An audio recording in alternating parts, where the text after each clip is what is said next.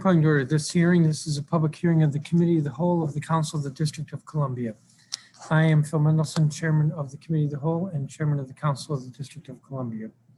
Today is Wednesday, March 17th, 2021. The time is 12:15 in the afternoon. This hearing is being conducted virtually let me see, it's being broadcast live over the chairman's website, which is www.chairmanmendelson.com/live.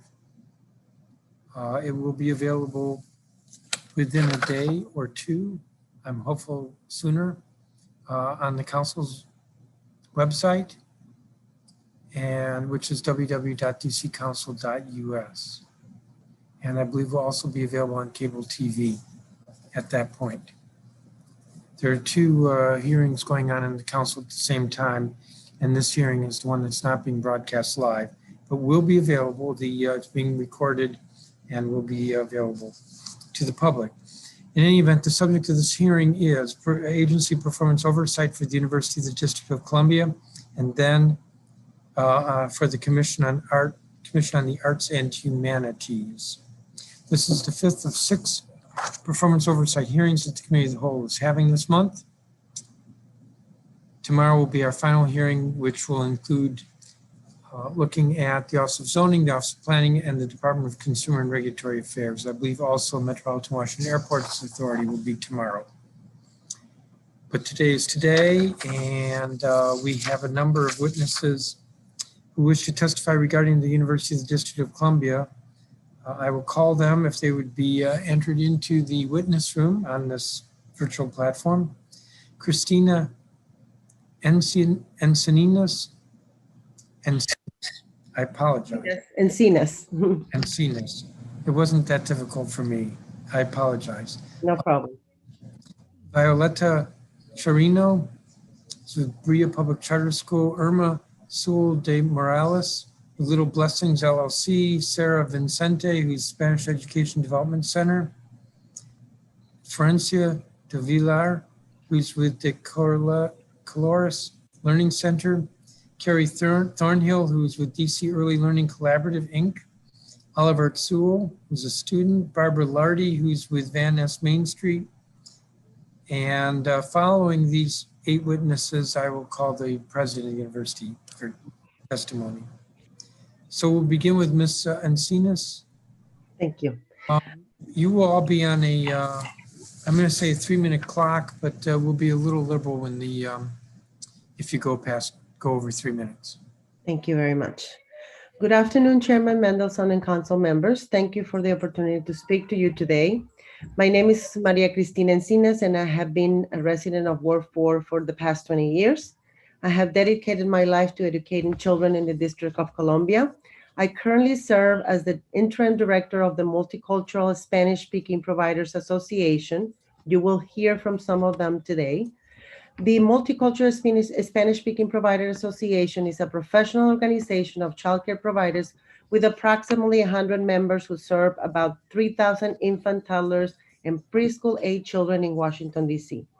Our members are native Spanish speakers, many whom work at dual language immersion programs throughout the city.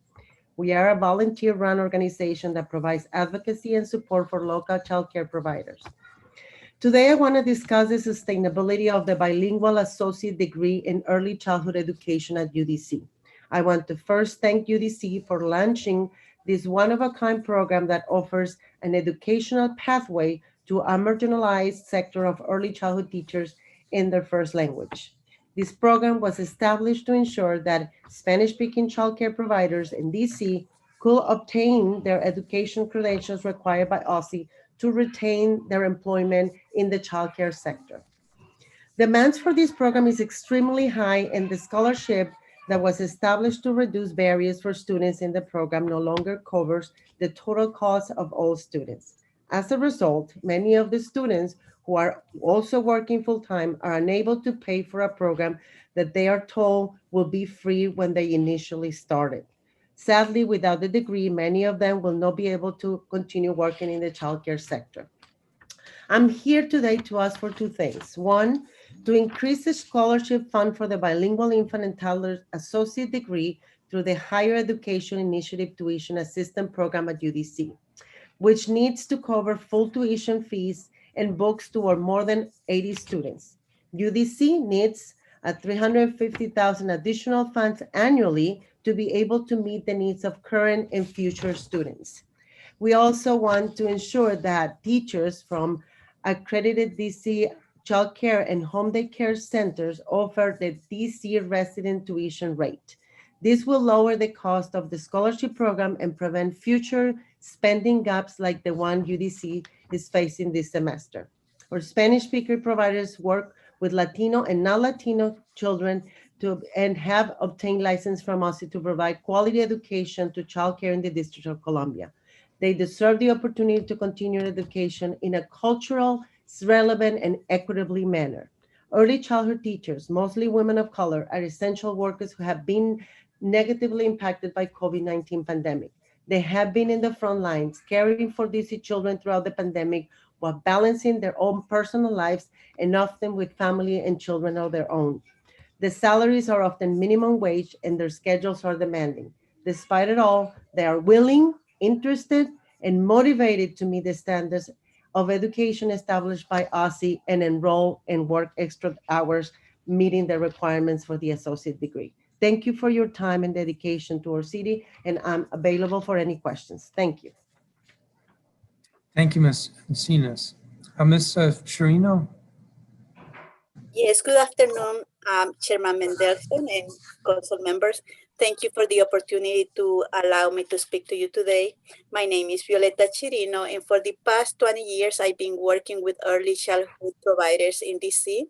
Currently, I support the Multicultural Spanish Speaker Providers Association and work for Bria Charter School, who is acting as an incubator of this great organization.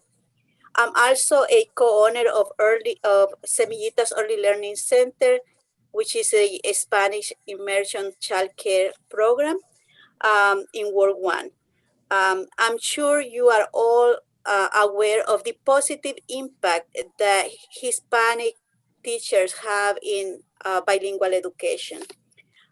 We not only share our language, but we also share our rich culture with our children.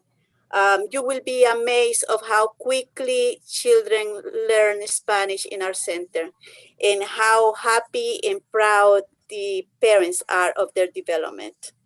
Our community is very grateful to the council and the UDC for the creation of the first bilingual AA degree program in infant and toddlers education.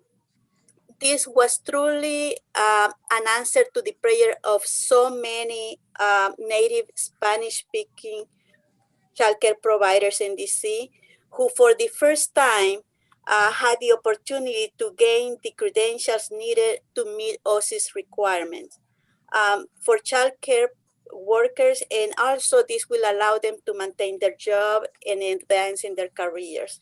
We finally see the light at the end of the tunnel as essential workers who support families to work in and out every day.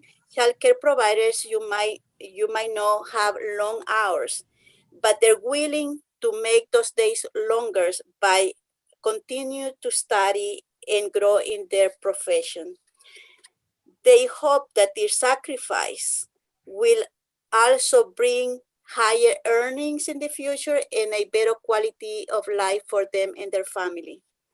The Higher Education Initiative Tuition Assistance Scholarship Program was established to eliminate financial barriers to obtain the degree required by OSCE. The interest for this program was overwhelming, and the original allocation was not enough to cover the total cost. So now students must cover the gap between the DC in-state tuition and the rate they are charged because the scholarship no longer covers full tuition for all students in the program. And students this semester have incurred debts which are making them consider quitting because they cannot afford to pay the balance in order to register for the next semester. there are already 3 cohorts in the program, and there was a 4th cohort ready to start but was unable to start because of the lack of funds. With the salaries most teachers receive, it is impossible for them to afford any additional tuition. This means that the only pathway to meet OSCE's educational requirements is no longer viable for them. If they do not obtain their degree, they will lose their job, as will many others who are not able to obtain the required credentials. So our biggest fear is that we will go backwards and lose so many teachers who are so close to graduating but cannot afford to stay in school. We got them excited, and now they know it is possible for them to be successful in college. We must continue supporting the Latino population, because any investment you provide for these teachers, you are providing for the next generation of bilingual residents in DC. This is why I am asking you for your help, to help our community continue to achieve this American dream by graduating from UDC, by doing 2 things: increasing the funds for the bilingual associate degree program in UDC through the Higher Education Initiative Tuition Assistance Program. Ms. Chirino, I hate to cut you off, but you're about 2 minutes over your time. Okay. So the asks are the same: to increase yes. the funds, and also consider anybody who is working in a childcare in the city. Yes, I understand. Thank you very much. I'd be polite. It'd be helpful if people pay attention to the clock. Thank you. Thank you. The next witness is Irma Zul de Morales with Little Blessings. Buenas tardes, señor presidente Mendelson, miembros del Concilio de DC. Gracias por la oportunidad de presentar mi testimonio. Mi nombre es Irma Yolanda Zul de Morales. He vivido en el área Ward 5 durante 13 años, 16 años de estar en este hermoso país. Soy una madre inmigrante oriunda de Guatemala. Tengo 50 años y 2 hijos adultos. Soy maestra de profesión, comerciante y emprendedora y capacitadora. Serví como voluntaria en el programa de alfabetización para adultos de la comunidad hispana. Durante 11 años he trabajado. Señora. Yes. Hello. I think the translator is asking you, want to pause for him to translate? Queremos pedirle que haga pausas, por favor, señora. Okay. Señores miembros del Consejo, yo tengo 52 años, ya son 16 años que llevo trabajando, tengo 2 hijos, yo soy maestra, yo soy también negociante y yo también soy una persona que trabaja haciendo So good afternoon, council members. I've been working 16 years. I am 52 years old. I have 2 children. I am working as a teacher and as a businesswoman. I am also part of entrepreneur and incubator. Soy maestra y dueña de Childcare, y mi centro ha prestado servicio por 11 años. Y año tras año soy contribuyente también de taxes personales y de negocios. So I am a teacher. I am also the proudly owner of a daycare center. I've had this center for 11 years, and we also provide business and entrepreneurship advice. Soy estudiante de tiempo medio en la Universidad del Distrito de Columbia durante los últimos 4 semestres. I am also a part-time student at the University of the District of Columbia for the last 4 semesters. Con el objetivo de obtener el asociado, que es un requerimiento por OSCE. And I'm studying towards my associate degree. That's my objective. This is a requirement by OSCE. no solo por aumentar las credenciales, sino con el objetivo primordial de una mejor capacitación para el cuidado infantil. And this is not only to increase my credentials, my objective also is to learn and be in a better capacity to provide the service to the children. Me considero afortunada de vivir en el área metropolitana, donde posiblemente esta sea el único lugar que nos dan la oportunidad para obtener esta credencial. So I consider very fortunate to be part of this program at UDC, and probably this is the only place that is offering this opportunity to get my credentials. Estoy aquí de pie en este día para pedirles que por favor y de corazón les pido que nos ayuden.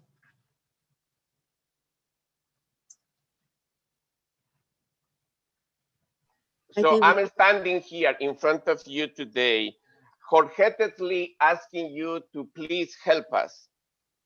Lamentablemente nosotros de la universidad no tradicional enfrentamos otros retos diferentes a los estudiantes tradicionales y son costos muy elevados para nosotros para cubrir en estos semestres y los venideros también.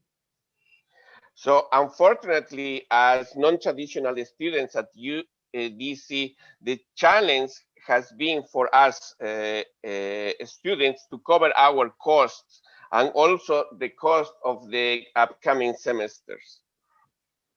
Por favor, lo que necesitamos es que aumenten los fondos para el programa del asociado bilingüe de la universidad. So please, what we do request is to increase the funds to cover the cost for the associate bilingual program. Asegurar que los maestros de hogares y centros de desarrollo infantil acreditados de DC se les ofrezcan las tarifas de matrícula para residentes de DC. And also to make sure that to all these accredited developing centers for children, that the clients are provided with the with an adequate tariff, with that this will reduce and the pensions. Serían las maestras de los centros. Estoy hablando en nombre. This will be applied for the teachers. Estoy hablando en nombre de las home providers que tenemos, que somos maestras y que somos dueñas también de negocios. Y de esta manera también estoy pidiendo por todas mis compañeras de la universidad que estamos enfrentando estos retos económicos en estos momentos y que los negocios también nos ha bajado las inscripciones de los niños. So I'm asking all this on behalf of some other owners of these centers and also as home providers, because we are teachers, but also home providers. And our business also has many challenges. We have seen that registration is lower. So we need these funds to be provided. Por favor, que este proyecto no muera aquí. Gracias y buenas tardes. So please don't let this project die. Thank you so much. Good afternoon. Thank you. Sarah Vincente. And let me repeat what I said at the beginning. Witnesses have 3 minutes. I'll be a little bit lenient there. I'll double the time where there's a translation, but folks should be paying attention to the clock, which is in the gallery view on your screen. Miss Vincente?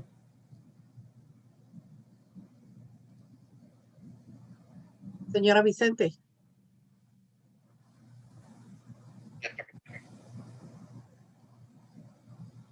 Sí, estoy acá. Yes, I'm here.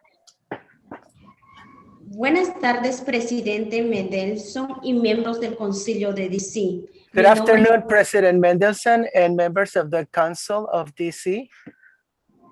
Mi nombre es Sara Vicente, soy de Guatemala. My name is Sara Vicente and I come from Guatemala. Soy madre inmigrante y trabajo con educación de la primera infancia. I'm an immigrant mother, and I work in education for for kindergarten children. En el Distrito de Columbia, desempeñando mi profesión en el Centro Hispano Center. In the District of Columbia, working at the Hispanic Center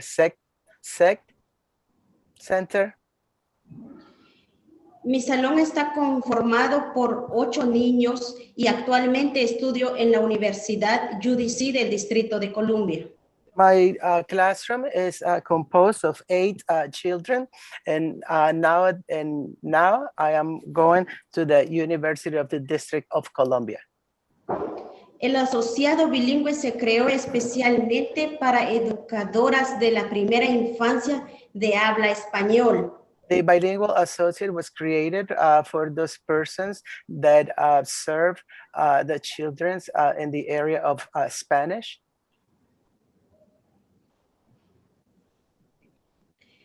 Como maestra, me sentí muy orgullosa al saber que tenía la oportunidad de especializarme más en la educación de los niños. As a teacher, I felt very proud that I would be able to continue my education in the area of children's education.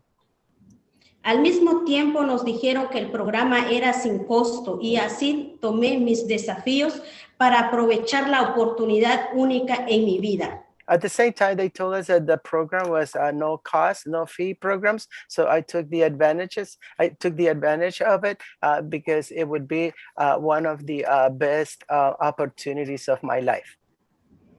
Ocupando mi tiempo por las noches para poder estudiar. Taking my time at night so that I could be able to study. Se creó un programa de becas para eliminar las barreras financieras que se presenta para obtener el título. And there was a program that was created for grants so that we should be able to obtain overcome the barriers that are in front of you in order to obtain your degree. Desafortunadamente, debido al fondo insuficiente de mi beca, ya no pude cubrir mis sueños. This unfortunately, because of the because I had ran out of my grant, I was not able to continue pursuing my dreams. Y mis estudios. Para mí es una lástima y una tristeza como comprenderán, nosotros como educadoras de la primera infancia no ganamos lo suficiente para cubrir los gastos. As you may know, we educators for kindergarten, we do not make enough money to cover the cost for these studies. La universidad me ha puesto como no residente, la cual tengo que pagar $2,800. Al no pagar, no puedo continuar desafortunadamente con mis estudios. Yes, the university has classified me as a non-resident, for which I had to pay the amount of $2,800, which is makes it very difficult for me to continue with my studies. La cual este requisito lo requiere OSIS para aumentar nuestra credencial, así sacar el asociado. Also, OSTI requires this degree so that we can get our associate degree. Estoy en riesgo de perder mi trabajo al no cumplir estos requisitos. I'm in the risk of losing my job because I have not fulfilled these requirements. Sin embargo, pueden ayudarme a mí y a muchos otros proveedores de cuidado infantil, bilingüe. But you can help us, bilingual educators, so that we can continue with this quest. Aumentar los fondos para el programa de asociado bilingüe en educación. To add more funds to associate, bilingual associate in education. To add more for the funds. Al fin de que los estudiantes actuales puedan obtener sus títulos sin incurrir en deudas. So that the actual student can finish their studies without accumulating additional debt. En nombre de todas mis compañeras he venido a hacer una petición que por favor nos aumenten los créditos. In the name of all of my colleagues, I came to ask to please, if you can add more credits, para que nuestros sueños y nuestros esfuerzos no queden a medias. so that our dreams and our efforts will not stay halfway behind. Todas unidas por el bien de la educación, All of us united in the benefits of education, ya que entre más estudio tenemos nosotros los maestros, es más el apoyo hacia los niños. because the more study we have as teacher, we have more support towards our children. Ellos son el futuro del país y por ellos es la lucha y la esperanza de seguir en UDC. They are our future to our country, and because of them, those are our hope that we should continue studying at UDC. Muchas gracias por el tiempo y gracias por escuchar mi petición. Thank you very much for your time, and thank you very much for listening to my petition. Thank you. Florencia del Villar. Good afternoon, Chairman Mendelson and council members. Thank you for the opportunity to speaking today to you. My name is Florencia del Villar. I've been a DC resident for 20 years, 15 years in Ward 4 and 5 in Ward 3. I am an immigrant from Argentina and the mother of 3 bilingual children. I am also the founder and the director of the Dolores Learning Center, which is one of the first childcare centers or Spanish immersion childcare centers in the city.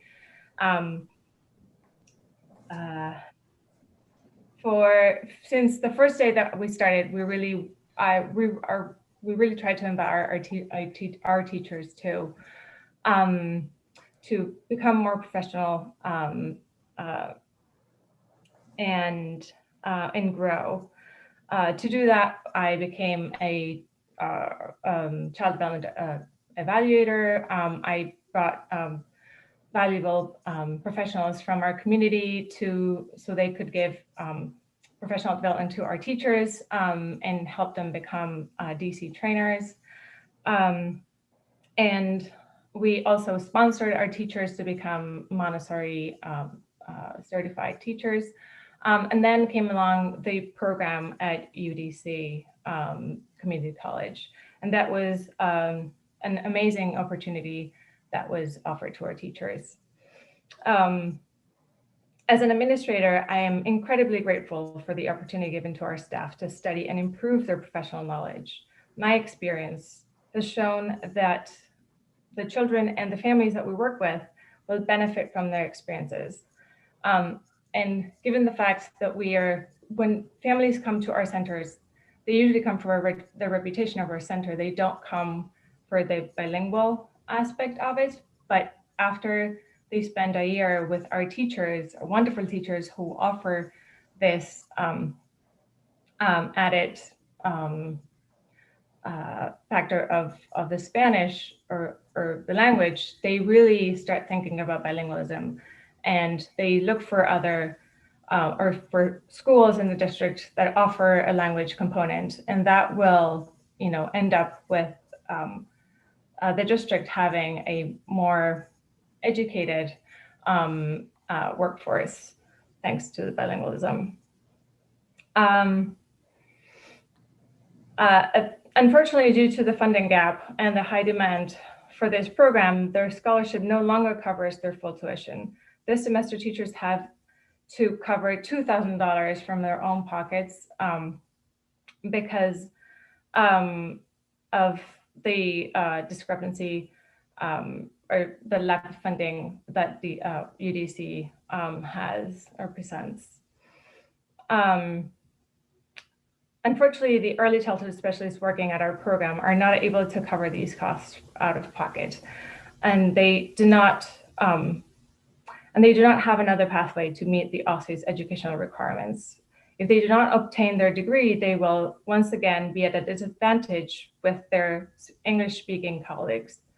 I fear that this will be the last semester that they can attend UDC.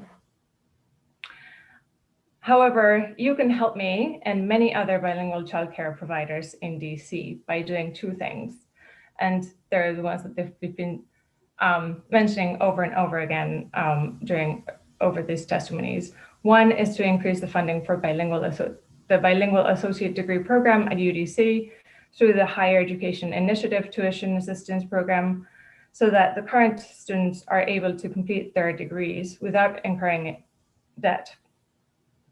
UDC officials estimate that they would require an additional $350,000 annually to make the program sustainable to the current and future students. And I have the rest of your statement, and your second is the same as Anna. Yeah. So thank you. The next witness is Carrie Thornhill.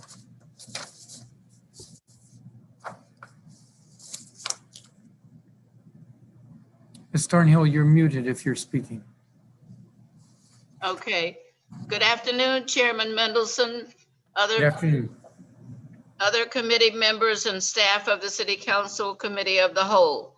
I am Carrie Thornhill, a longtime Ward 7 resident and president of the DC Early Learning Collaborative.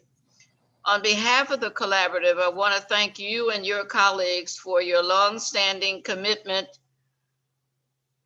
and dedication to affordable, accessible, and high-quality early care and education services, essential to the sustainability of district families, early learning, pre-K through 12 education, workforce development, and the city's economy.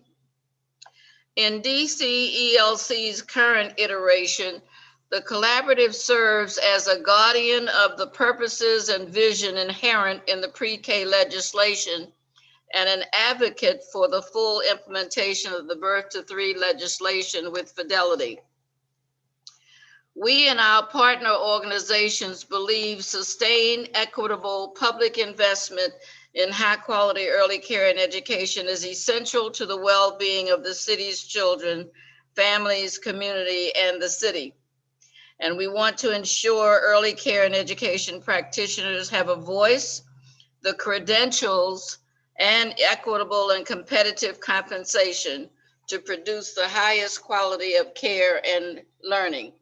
We believe in equal pay for equal credentials and work. In keeping with these values and goals and the intent and purposes of the pre-K law, Mr. Chairman, I just want to make 2 points. The bilingual AA degree program has full enrollment and 2 cohorts are on the waiting list pending funding. The program needs an annual infusion of approximately $550,000 to maintain its current level of effort and to move the 2 cohorts off the waiting list in order to become fully matriculating students at the University Community College. Additionally, the increase would cover the cost of a full-time bilingual program coordinator, as well as a bilingual staff person in the admissions office who would eliminate the language barriers that tend to hold up the admissions process for bilingual students. Secondly, the pre-K grant incentive program covers the cost of individuals working in the pre-K sector who are required to meet the credential requirements under the law. There is a non-lapsing funding provision in the law that allows UDC to use the cash reserve to prevent students from having to pay for their education. We are requesting that those funds be released on an annual basis to prevent students from having to pay for courses and/or limiting the number of courses they can take because they are being told there are not adequate funds to pay for their tuition, books, and fees. Mr. Chairman and UDC officials, please make sure the pre-K law is implemented with fidelity. Thank you, Mr. Chairman. Thank you, Ms. Thornhill. Oliver Sewell. Hi, good afternoon, Chairman Mendelson and council members. Thank you for the opportunity to speak to you today. My name is Oliver Tizul. I'm a recent graduate of E.O. Haynes, PCS. I'm 18 years old and live with my mom and 6-year-old brother. My mom is a single mother who works hard to support her family. Meanwhile, I try to help around the house and with my brother during his virtual classes while my mom works in the childcare center. I began classes at UDC in the fall 2020 semester, but I'm currently not attending college. I was able to attend the first semester because I had financial support. Once the semester was over, I was supposed to pay the balance for the next semester. Unfortunately, due to my immigration status, my counselor at school told me I had almost no chance of being considered for scholarship or any type of financial aid. So having that small help from Haynes at the start was helpful, but did not last long. During my time at UDC, I had some miscommunications with some of the teachers during the semester. I was able to finish, but not how I wanted. Some of the teachers responded weeks later to my questions about an assignment that was past due and hadn't been able to fully complete without their explanation. In fact, one of my classmates even reached out to the students wanting to file a complaint against one of the teachers because of how poorly she communicated with us and how she didn't help much when we really needed it and how that affected our grades. I don't want to say names, but that's something that teachers need to work on, especially with classes being virtual and or self-paced. I planned on going back after the semester, but unfortunately in November 2020, my mom was informed that she would need to pay part of her tuition as the TAP scholarship didn't have enough funds to provide complete scholarship for students who cannot establish DC residency.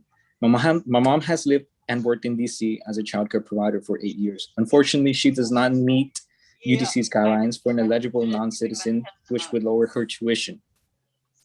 So we had to make the difficult decision of choosing who would continue, and we came to a conclusion that she would continue and finish what she has started.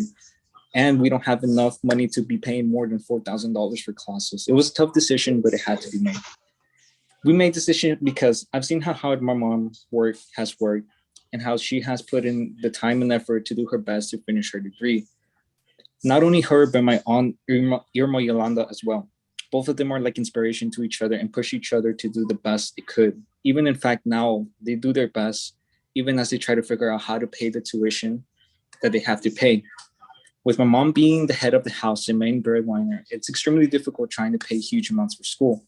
However, you can help my mom and many other bilingual childcare providers in DC by doing two things: increasing the fund for bilingual associate degree program at UDC through the Higher Education Incentive Tuition Assistance Program, so that current students are able to complete with their degree without incurring debt. UDC officials estimate that it will require an additional $350,000 annually to make the program sustainable for current and future students, and ensure that teachers from accredited DC childcare and home centers are offered the DC resident tuition rates. This will lower the overall cost of the scholarship program and prevent future spending gaps like the one UC faces this semester. And this will also help other immigrants and students as well. Thank you for your time and dedication to our city. Thank you. Barbara Lardy.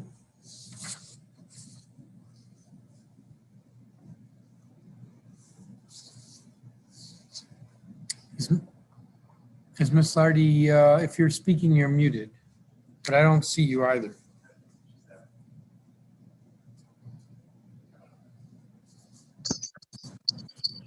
Can you hear me now? Yes, and I can see you. Okay, thank you. Chairman Mendelson, we thank you for the opportunity to testify in support of the University of the District of Columbia.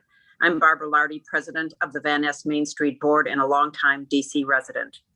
Our Main Street expanded last year with the Department of Small and Local Business Development's approval and serves Connecticut Avenue from Van Ness Street on up to Nebraska Avenue. Over the years, we have partnered with UDC on community-focused initiatives, including the Saturday morning farmers market and holiday pop-up markets. And we are deeply grateful to UDC for generously providing Van Ness Main Street with office space. We're here today because the vibrancy of the university is critical to the success of the Van Ness corridor. UDC is our largest landlord and tenant on the avenue, controlling more than 85% of the vacant retail in Van Ness at 4225, 4250, and 4340 Connecticut Avenue. All of the buildings stand prominently on Connecticut Avenue. While we continue to closely watch the progress on filling vacant retail, the university's master campus plan and enrollment, we have seen UDC continue to work with community on all of these challenges while managing an unprecedented COVID crisis. always putting the welfare of their students first and foremost. Over the past year, UDC has accomplished much with respect to Van Ness Street's mission and concerns as follows. Let me enumerate a few. In keeping with the letter of intent to establish a timeline for leasing the vacant retail signed in late 2018 by UDC and Van Ness Main Street, UDC hired KLMB to lease the vacant retail by a target date of December 2020. Whereas the current health crisis has delayed the process, we expect the retail to be completely leased by the end of this year. We have a new business just approved by the UDC board, Childcare, moving into one of the vacant storefronts at 4340 Connecticut in the coming months. There are various letters of intent for other vacant spaces, and the UDC board will approve a second tenant shortly. This progress through difficult times shows the strength and attractiveness of our Main Street. Second, UDC successfully managed and expanded the farmers market through the challenges of the pandemic, bringing a key service to our Van Ness neighborhood while following the DC protocols for COVID. The UDC has undertaken much needed repair of the tennis courts that we hope will be available for use by our community later this year. In addition, UDC has repaired the electrical at the amphitheater so the community can now utilize this outdoor space safely this spring and summer.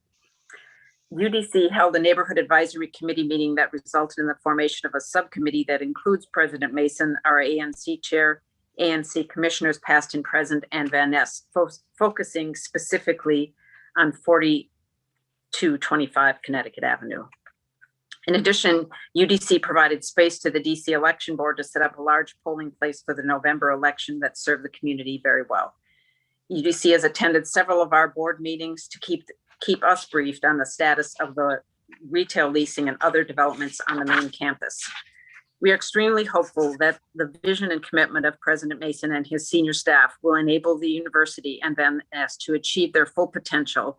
It is also our hope that the council in its financial oversight function will ensure that UDC makes meaningful progress on achieving its mission and serving the DC community and producing lifelong learners and leaders. We're grateful for your time today and look forward to continuing our work with UDC leadership, the ANC, and the council to help achieve the Office of Planning's vision for a thriving DC. Thank you very much. Thank you, Ms. Lardy. So your testimony, Ms. Lardy, is helpful because it reminds us of this issue. And what I take from your testimony is that the university is being cooperative and it's positive. Yes, we've been working closely. They keep us informed, and we're beginning to positive. Thank you. Ms. Encinas, I want to ask you a few questions, maybe because you were the first. Sure. About this bilingual associate degree. Okay. When you say the demand is extremely high, what does that mean? Well, when we first support this program, collaborating with UDC, we actually made a call to all the Spanish-speaking providers in the city, not knowing what the response was going to be. And we end up a Mount Pleasant library with 80 people that we couldn't fit in the room, really eager to start the program. And they all wanted to make sure that they comply with OSCE regulations because they have to have an associate degree by 2023 in order for them to maintain their business or work as teachers in any of these early childhood childcare centers. So it was overwhelming, the response, and we've been working, making sure that applying for the university is not easy, as many of us know, having done it ourselves, and it's a very sophisticated process. And so we supported them, and after that initial reunion and meeting, I mean, we kept getting calls every day. So we started, there is 3 cohorts that are right now in the pipeline, and we had 50 people who were put on hold because there was no more funding to continue the program, but they're already eager, motivated, and to continue their education. What is the size of a cohort? About 20 students per cohort. And how many cohorts are currently at UDC in the program? I believe 3, but I'm not sure if anybody can corroborate that for me. I believe there is 3 cohorts. We were going for the 4th cohort, but the last spring they closed and we were not able to start another cohort with that 50 people put on hold for that coming cohort. So there are 3 cohorts now. There are 50 people in the pipeline. Yes. Is that it? Is that the total universe, or will there be more after that? I mean, we hope to continue offering the program until we can meet, make sure that the Spanish-speaking providers can meet the regulations and continue providing childcare in the city. Well, maybe I should ask that question. Maybe I should ask the question that way. How many Spanish-speaking childcare workers are there? Well, right now in our membership is around 100. 100 that are part of our membership. I'm not sure how many more there are not a part of our organization. Okay, and it's a 2-year program? It's a 2-year program, but because they're going part-time, it can take up to 4 years. I mean, we hope, we were working to advocate for them and they were trying to accelerate the program to make sure that they finish in 2 years. But, there is a lot of people who have been out of school for so many years, so they need a lot of support. We hope the UDC could actually hire somebody who can help them to navigate not only the admission process, but also to, give them all the support they need to complete the program. But motivated they are. If I can add. Yes. So there were around 80 students in the current 3 cohorts, and we already lost about 8 who already quit because they couldn't afford the debt. And then we had another cohort of about 50 people ready who were ready to start. So they had already applied and they were ready to start, but because of the lack of funds, they were not able to start. But beside those 50, we have another group of about 40 who were not able, they haven't done any process of admission yet. So in the pipeline is about 96 more people waiting. And we haven't done much publicity. This is only word of mouth. So the demands is great. And so the program is obviously successful because there is a demand and there is a need. We just need more funds to be able to sustain it. And this is to get the associate's degree by 2023? Well, that's the OSCE requirement that we're also advocating with OSCE to extend the deadline so that we give them a chance to all meet the requirement because it's attached to their licenses. And this is another challenge because of the lack of funds. Now UDC is limiting the number of credits students can take in order to be able to cover. So they're limiting to 6 credits per student. So that will mean that it's gonna take longer for them to achieve their goal. Now, Ms. Encinas, you have in your statement, and some others do as well, UDC needs $350,000 in additional funds. How did you come up with that number, 350,000? We had meetings with Dean Hamilton, and this $350,000 was a suggestion by UDC, Dean Hamilton, that would only cover the expenses of the education for the Spanish-speaking providers and for the associate degree. That does not cover actually staff that, I'm sure they need more money than that to really have a comprehensive program with staff that they can support all the Spanish-speaking providers, not only in the program, but also in the admissions office to have bilingual staffing. But these 350,000 would only cover for the tuition for the program.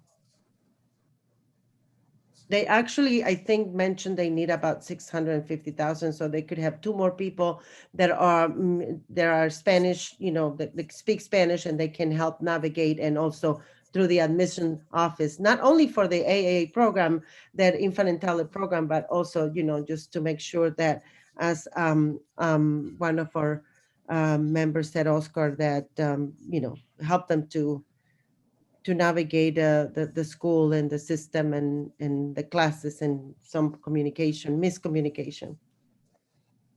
So the 350,000 is just tuition. Just tuition, sir. Yes. And sir. how do you get to 650,000? You said a couple. That was, I think, two full staff members. That was the latest that we heard from UDC, but don't quote me on that. I'm not, I'm sure they can answer the question and let you know how much they need. Okay. I can share something that I got. 70,000 will cover for the current gap that students already have. That will be 70,000 in tuition gap. 280,000 will be for the next semester, for 75 students, who is around 881 per course, and they will be taking 4 courses during the next year. That's what we receive from UDC, which makes sense to get to 350. This is not including any additional cohort. This is for the current students right now. Ms. Thornhill, in your testimony, you spoke to 550,000 being the need, I believe. That's correct. How did you come up with that? Based on my conversations with former UDC staff, because one of the members of my board, it was formerly the head of the institute for the university. I also had conversations with some of the UDC staff, and certainly with our Hispanic colleagues.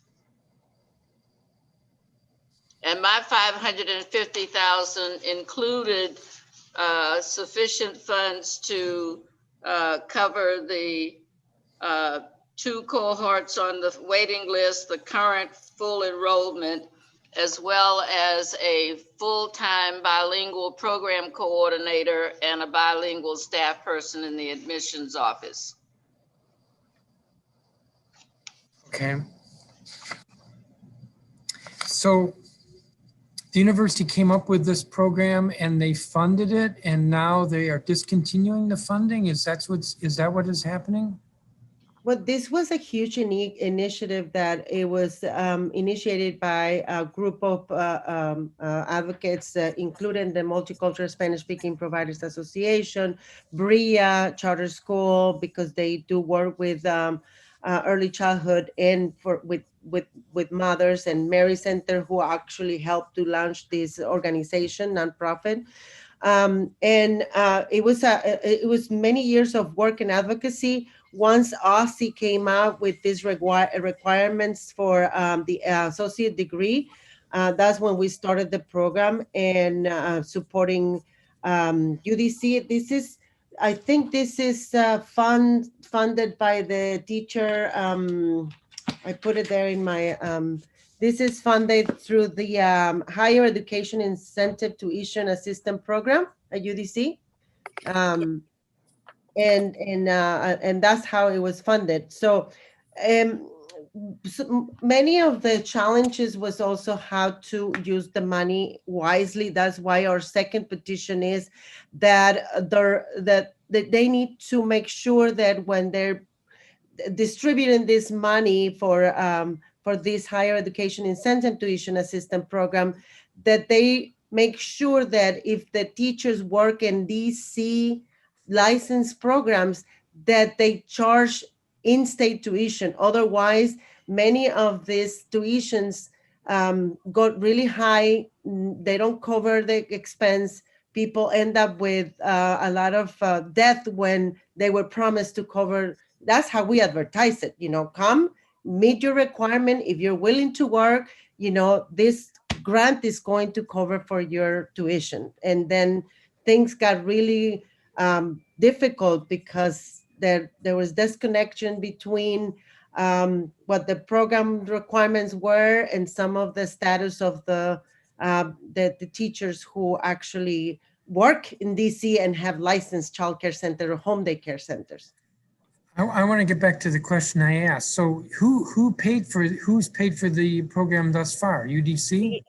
It was the council who gave the money. It was Mr. Chairman, it was funded. The program was funded through the Pre-K for All DC Act that had a higher education component to support building the workforce to support pre-K and early childhood in the district. And so the money was set aside for higher education, paid, and there was a consortium of universities. So UDC, Trinity, and others were involved in the program, but UDC has been the largest component over time. And remember now, the legislation was approved in 2008. And so this is a multi-year program that has been going on and serving the workforce needs of our early childhood community across the city. And of course, we've got a particular mobilization in the Hispanic community because we want to make sure that our Hispanic community can be served by persons who know and are familiar with the people, the young people and their families who have to be served. And this is the reason why we're so grateful to UDC, because working with BRIA, working with MediCenter and the association, we reach out to other universities trying to create this opportunity because we saw the need and nobody but UDC was willing to step up and create it. So this is something great that we have, and we really don't want it to go away, and go backwards. I'll be happy to work with your staff, Mr. Chairman, to trace this to the legislation. And in fact, as I listened to you and the questions that you were asking about the size and scale of the workforce in this particular area, are the kinds of questions that we have been raising with you that the council needs to get OSSI to answer those questions, because they collect that data. And so they should be able to tell us how many people need to take advantage of these programs because they collect that information on an annual basis. But they have not produced it, and you need to push them to get that information so that you're in a better position to make your decisions. Okay, let me just see if I have any other questions. Yeah, so there was some testimony that participants were told that the participation would be free. So enrollment has always been with the understanding that it would be free? Well, there was a process of applying, and yes, it was miscommunication between the admission and the way the program was structured at the beginning. And we lost one of the key members that actually created the program that used to work for UDC, and then she left. And then things got really difficult in terms of residency verification and miscommunication. So a lot of people end up with different categories because the process was not really clear, and some people got some information, some others, but they were all applied for the FAFSA. If FAFSA did not cover, the additional funds were coming from this the higher education incentive tuition assistance program. That's what they were promised, that they will not pay for it. But at the end of the process and the not very sensitive way of enrolling the students, they end up in a bigger pool that and being charged out of state tuition, which now they have a debt that they were not expecting to have. And who made the promise? The program UDC, I mean, the people in charge of the application process. Mr. Chairman, the legislation provided for funds to pay for tuition, books, and fees.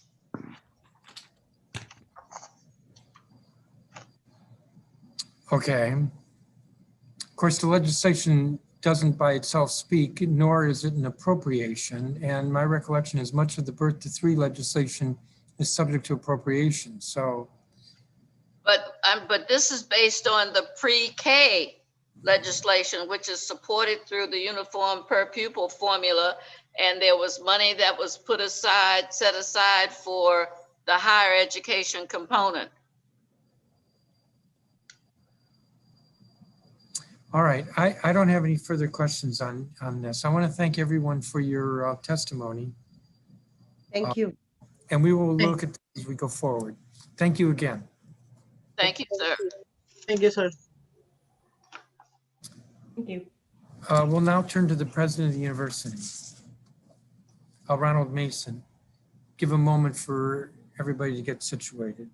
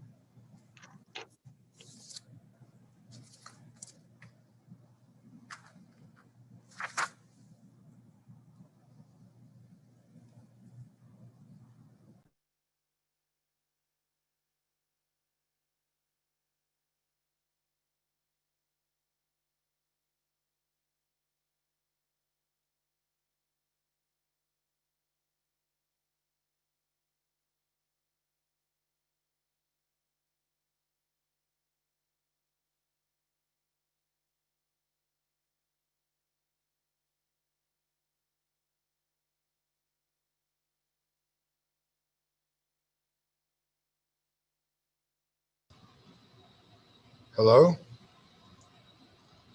Mr. Mason, I can see you. I mean, I can hear you, but I can't see you. I don't know that I'm in charge of the video. Start my video. Okay. Here I am, sir. I see you now. How are you today? I'm fine, thank you. How are you? Good. Would you like me to make my opening statement? Yes, please. You have the floor until dinner time. Well, actually, it's a little long. I won't need that long. Thank you, Chairman Mendelson, members of the council, and staff. Good afternoon. I am Ronald Mason, president of the University of the District of Columbia, the public institution of higher learning in and for the nation's capital. Today, I am pleased to testify about the performance of our university. Mr. Chairman, over the course of the past 6 years, we have made significant progress towards stabilizing the university and moving it forward. Our well-documented challenges, including 20 presidents in 45 years, severe control board budget cuts, dangerously deferred maintenance, and a federal program that pays every district high school graduate to attend any state university, any historically Black university, and any university in the District of Columbia, with the exception, ironically, of the University of the District of Columbia have been limiting but not insurmountable. Before the pandemic, retention and graduation rates were trending up and enrollment was stable. We were awarded several major research grants, started new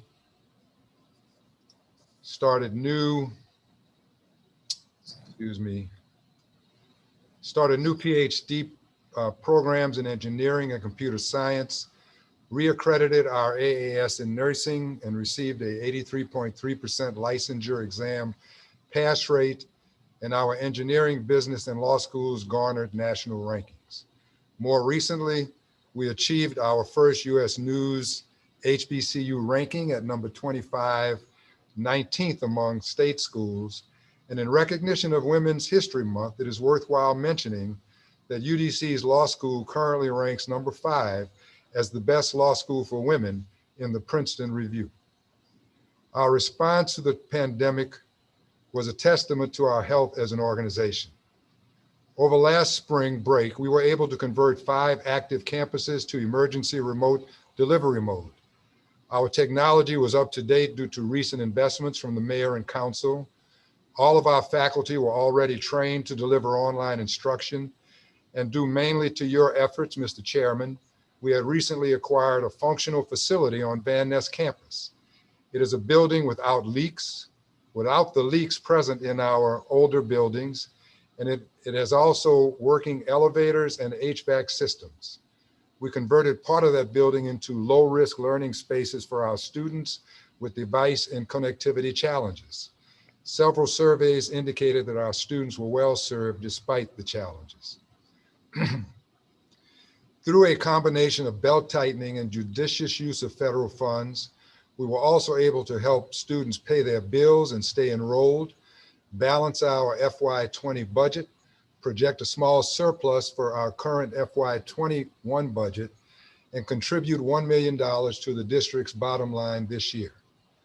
Based on preliminary estimates, we are projected that the university will maintain a balanced budget in FY22.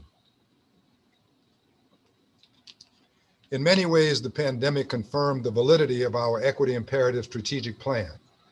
The goal to be a public higher education model of urban student success, focused on urban issues, creating multi-credentialed, seamless pathways with multiple on and off ramps, resetting the academy to be more workforce focused, building a state-of-the-art student support network, and engaging in Ward 8 partnerships was appropriate before and during the pandemic and will be even more relevant in its aftermath. We are now at a point of sufficient progress and stability to help build the future of the district.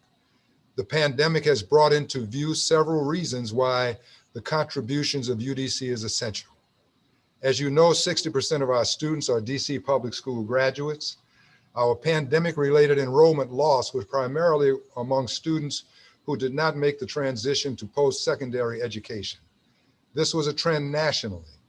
However, we would have been able to help more students persist if the original proposed investment plan and implementation timetable of the equity imperative had been followed. For example, our admissions and enrollment processes are still mostly manual. Hard work in a face-to-face environment was able to hide the inefficiencies of a manual system. However, in a world where student contact is virtual, the many touches required to keep a student with multiple life challenges focused and on track to learn are not possible without the appropriate technology. More dual enrollment classes and summer bridge programs would also have been helpful.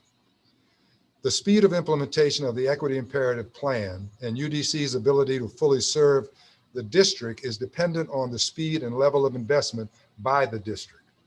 By way of perspective and emphasis, we have noted that while Virginia and Maryland devote more than 4% of local fund dollars to higher education, the district invests less than 1.5%. More recently, the Urban Institute showed that the district invests far less per capita in public higher education than the region or the nation. It is not a coincidence that the district must also invest far more in social services than the region and the nation.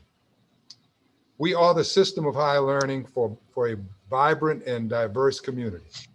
It includes both young and mature lifelong learners, economically disadvantaged and wealthy, all ethnicities and races, all sexual and gender identities, documented and undocumented immigrants, returning citizens, single parents and working parents, homeless and suburbanites, and longtime residents and new arrivals. All these characteristics are reflected in the students who are proud to be called Firebirds. We will always get the most out of whatever level of support we are provided. However, we should be an example for the nation, as are our libraries, our parks and recreation systems and public school facilities.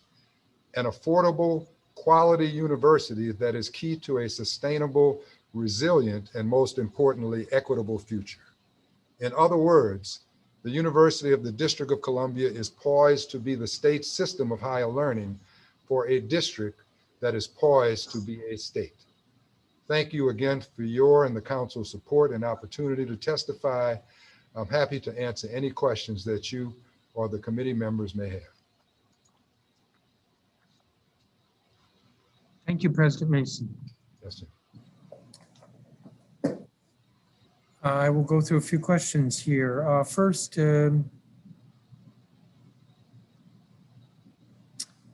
according to the law, UDC shall establish a higher education incentive program for the purposes of increasing the number of early education teachers teaching in DC.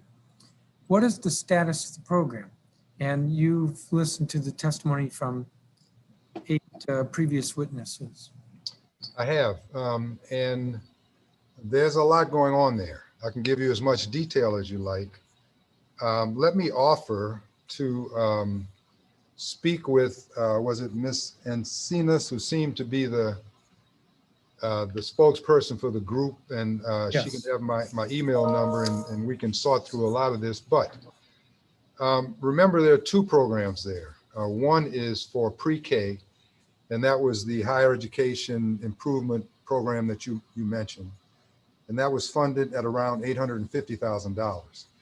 But then Councilman Gray added a infant and toddler component, which is where most of the bilingual enrollees are. And their numbers are more or less correct. We have about 100 in the program now.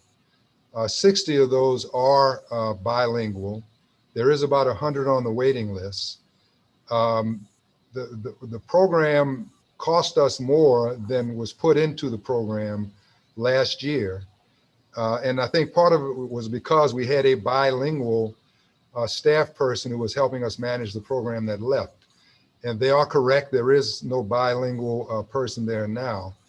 And so we actually had to subsidize the program to the tune of about $200,000 that year, which is why we had to readjust in the current year. The other issue there is the issue of residency versus non-residency and documentation status. Now, I'm not sure who promised what to who, when, or where, but we are aware that there has been some confusion in the program. They're right, we could do more if we had more dollars in the program, and that would include both programs.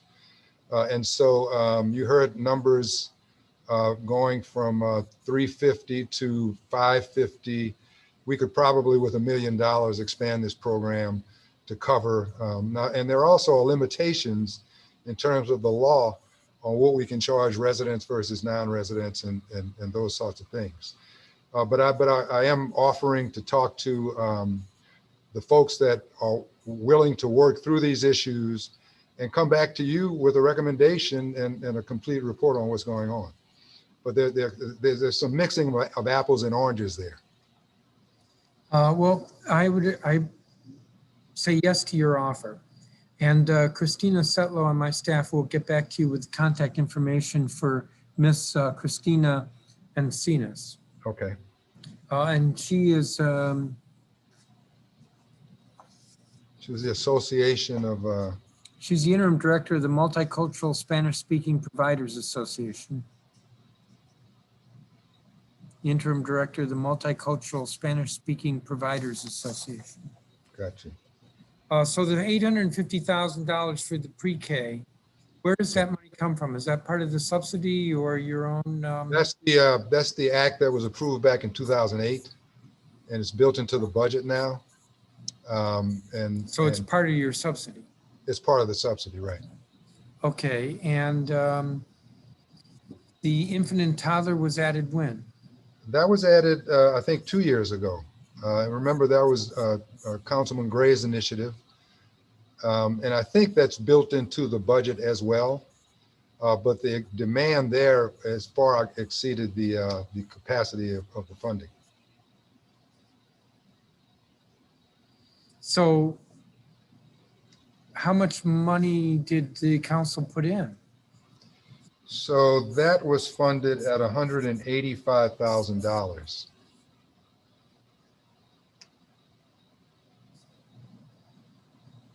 And you said that you've this year had to subsidize it by about 200,000? A little less. It cost us around 372,000 in last year. Total 372. Yes. But then but there's still 100 people on the waiting list that we weren't able to service. And obviously this year we had to limit the capacity of the program in order to be able to cover as much as we could with the money that was there. So how, and the program coordinator, I'm getting some information as we speak. The program coordinator was actually grant funded, but I'm assuming from a different grant, and that grant ran out. So if the council did nothing with the upcoming budget, you could continue the program, but with only 2 or 3 cohorts.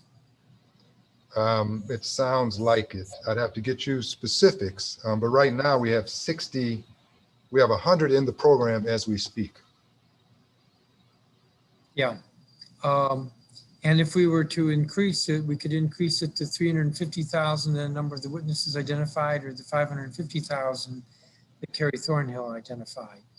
Yeah, that would, let me just give you the numbers. In the fall, we had about 100 in the program, and that cost us around $140,000. In the spring, we have 150 almost, and that is around $220,000. And so when you put that together, that was the cost for this year. But that is at that level of operation, with still 100 on the waiting list.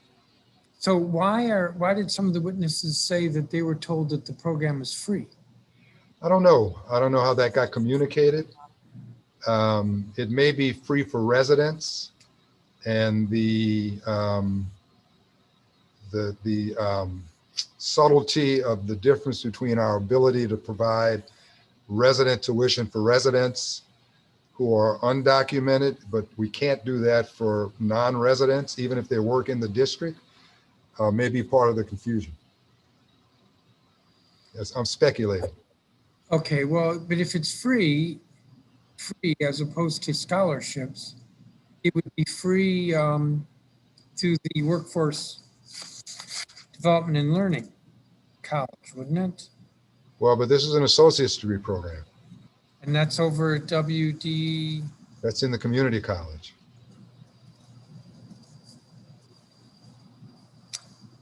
So it could be free. You don't know? Not, well, they need the credential. I believe they need the associate's degree in order to be certified to work. So they would have to pay tuition. They have to pay tuition. Yes. So then do you have scholarship money for this, or that's just the ordinary whatever scholarships are available? Well, no, we used the money that was provided through the infant and toddler program to subsidize this infant and toddler, the infant and toddler tuition. I'm getting confused now. Is that part of the 140 last fall and the 220 this spring? Yes, that's the infant and toddler program that was funded at $185,335. And we use that to support tuition for the associate's degree in the infant and toddler program. And the figures you gave me, 140 plus 220 for this year, that's tuition. Yes, for tuition and books, tuition fees and books.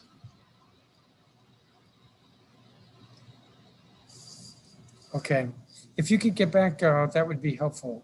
We will. Let me And move we'll on. reach out to Ms. Encinas too. Yes, please. Okay. Dual enrollment, what's the status of UDC's dual enrollment program? So you remember it was suspended during COVID, but now we've gotten more money from OSSI to bring it back. We got about $35,000 for, let's see, I think it's 60 slots. We have 31 filled now for the spring, and we expect to fill another 29 in the summer. And so it's gotten started back up. It's not fully funded in the sense that the funds don't pay for full tuition and full fees. Right now it pays for about $565 of the cost, and we pick up the other 75. It's basically a 3-credit course that's covering 60 students for dual enrollment. Okay.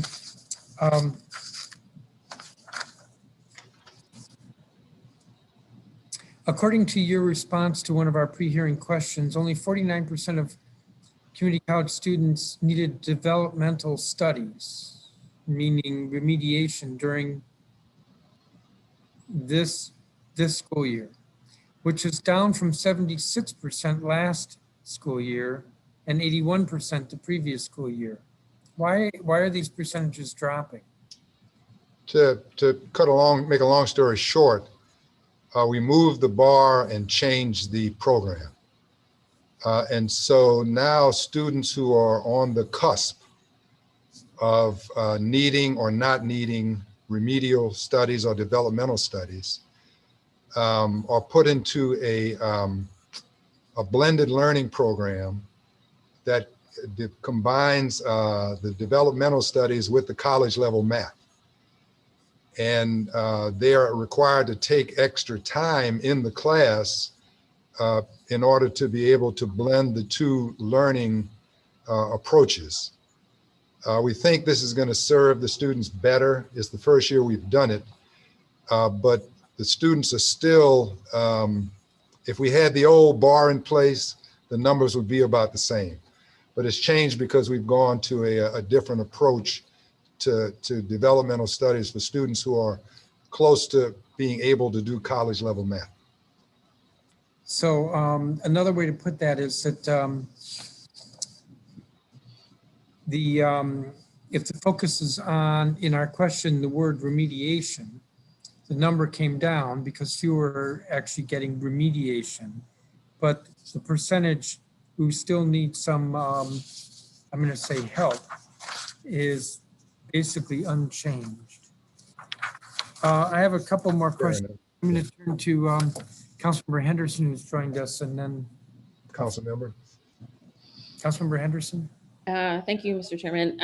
Good afternoon, President Mason. I don't think we've had the pleasure of meeting just yet, but obviously been following the work of UDC and the community college. And I also sit on the Committee on Labor and Workforce. So I just have some quick questions for you that are actually around the intersection of UDC, the community college, and our workforce investment programs, because as we think about recovery and rebuilding to better for our residents across the city, I do feel like UDC can definitely play a critical role in terms of where we go from here.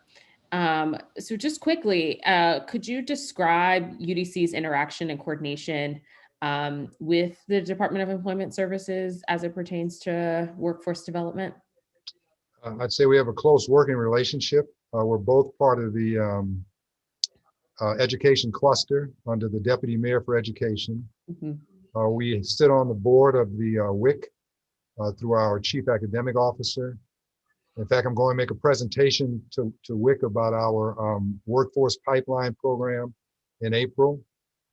We helped develop the workforce, the WIOA, Workforce Investment Opportunity Act plan that was submitted to the Department of Labor. And we get funds from OSSI, especially in the adult education area, to be able to provide programs. And so I'd say we have a close working relationship, and we're in sync on the workforce needs of the district and what we can do together to help maximize production of talent. Great. And what about in terms of like the business community? So in my prior job, I did a lot of work in terms of the higher education space, and for the cities that have been able to do this work well, their local university and their community college have essentially been partners in the work, where business can say, hey, we are seeing a lot of vacancies in this particular area. We can really use some folks. Let's go to the community college or the local university, and they can build out a training or apprentice program that can help us with that. How is that relationship? To be honest, I'd say it's a work in progress. Okay. So for example, I was on a call yesterday with the federal city council folks, who I'm sure you know. Yes. Because you just did a presentation there, I think. Yes. And so they have the equity, what's it called? The Employers for Equity working group, which is trying to connect workforce production with internships at companies, right? Yeah. And so we're going to plug into that because I don't know where you're from, DC, and so you know the history of UDC. Right. You know, and candidly, we're having to rebuild trust in the workforce and the corporate community in the university, and we're in the process of doing that now, and making great effort to do it, because you're right. At the end of the day, our work really doesn't bear fruit unless the employers are at the end of the pipeline. Right, right. And so we're getting, it's a work in progress, but we're making progress, I'd say, is the best way to put it. So hypothetically speaking, if a business were to come to you and say, President Mason, I am bringing 250 jobs for X, but I need folks who are specifically trained in this, how quickly could the university or the community college stand up a program? We could do it pretty quickly, I'd say. We've been doing it in the technology area. Okay. You know, we've done it with Apple. We've done it with Amazon Worldwide Services, their cloud-based unit. We've done it with Marriott in the past when they opened up their new hotel. It was a new hotel at the time. And so, sure, you know, we can have the conversation. We can talk about what has to be involved in being able to do it. And then, assuming it's two willing partners, we can gear up to get it done. Okay. And in that similar vein, how are you all thinking about how workforce and higher ed in general is sort of changing because of the public health emergency? I am imagining that most of your classes right now are virtual. Yeah, well, most are virtual or hybrid, but mostly virtual. And it's interesting, you know, our strategic plan is called the Equity Imperative. And so even before the pandemic, we were reshaping UDC to be what we think is going to be a model for the rest of higher education. And what it really means is that, you know, we are the only university I know of that has workforce training, associate's degree programs, and bachelor and above, all under one accreditation umbrella. And so we're building these seamless pipelines that start with the workforce and connect all the way up through to a bachelor's degree with on and off ramps and multiple credentials. And we're redesigning the academy so that it is more workforce focused. And so that a student can come into a workforce certificate program, for example, but they will see that entire path up to a bachelor's degree and every job opportunity along the way, so that you know, they can, at their own pace and at their own level of ability, which will change over time, be able to reach their highest level of human potential, which is really the goal of our Equity Imperative strategic plan. Yeah. So across the country, I guess, in sort of speaking about how you're changing, but if we look at the trajectory of like what's happening in higher education right now, In some cases, we're seeing schools seeing a decrease in enrollment, just in terms of, I'm gonna take a break. I don't see it to be valuable if I'm not going in person, all of those different things. Some have tried to maintain sort of a steady number. And then we do have some programs that are seeing an uptick and increase because you have people who are like, oh, this field that I was currently in, it can clearly change overnight and I need to upskill. How is UDC doing an enrollment over this past year? This past year? Yeah. Well, it's a mixed story. In terms of retention, our retention actually went up a little bit. That is the students that were already here. Right. We had a big loss though in students transitioning from high school to post-secondary education. Okay. But that's a national issue, right? Right. We've been watching what's coming ahead, and right now we really are up in terms of applications for the summer. Because we've been putting a lot of effort into tracking down those students that didn't make the transition. And we actually have a big meeting with DCPS next week about how we can work together to recapture them and get them back on track. So what was your yield at the start of, what is this, school year 2021? I mean, how much did we lose in enrollment? Yeah. Yeah, so we were down about 11%. Okay. That was fall to fall and then also spring to spring. Nationally, it was a bit worse than that, to be honest with you. And so we felt like we did okay, all things considered. But looks like students are starting to respond to our increased efforts to reach out. We've used a lot of the federal money to try to relieve a lot of the financial burden. And we're hoping that, the enrollment will start to tick back up. Okay. But of the students that you accepted to start of fall 20, what percentage of those didn't show up, changed their minds? We're like, that's what I'm saying. So we had. That was 11% down? Yeah, it was 11% down. Okay. And some had registered for orientation and just didn't show up. Okay. And some had been admitted and just didn't show up for orientation. But all in all, it was about 500 students. Okay. But you've kept in contact with those folks and hopefully are. Tried to track them down as best we can. But our students, it was mostly at the community college, right? Okay. And a lot of our students have life challenges even before the pandemic. Right. And so our sense is that what happened is that education just got further down on the list compared to the other priorities they had because of the pandemic. Yeah. In terms of the use of the federal funds, I see that I'm running out of time here. But besides just the retention enrollment piece in terms of helping students, et cetera, how else are you planning to use those dollars, considering they do have a wide variety of available usages, except for your endowment, of course, but. Well, it's wide and it's not wide. It's not just free money. Right. So, so the first phase, we had a $1.8 million that had to go directly to students to satisfy their life needs.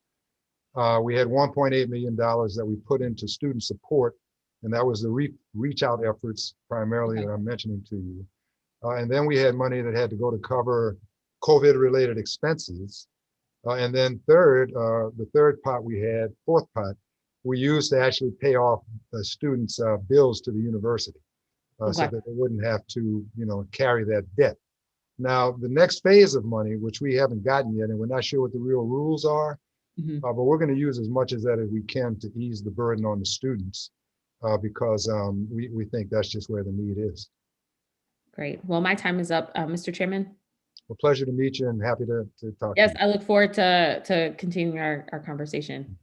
Thank you. Councilmember, I'm going to ask you a couple more questions and that'll be the end of it. So if you have one more question, you want to throw it in. No, sir, I think I got everything in and you've covered most of the things I was going to ask in terms of the early childhood piece. So I think I'm good. Thank you. Okay, thank you.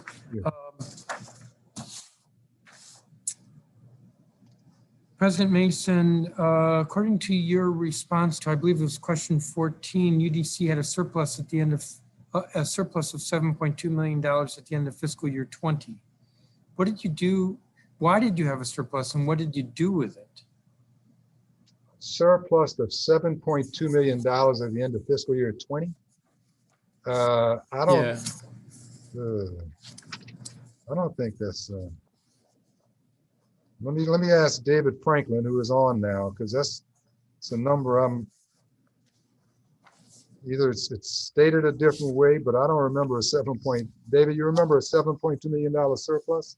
No, David Franklin, acting chief operating officer. No, we don't have a $7 million surplus. When you compare the actual expenditures to that of the revenue, we had a very small surplus of approximately under $500,000.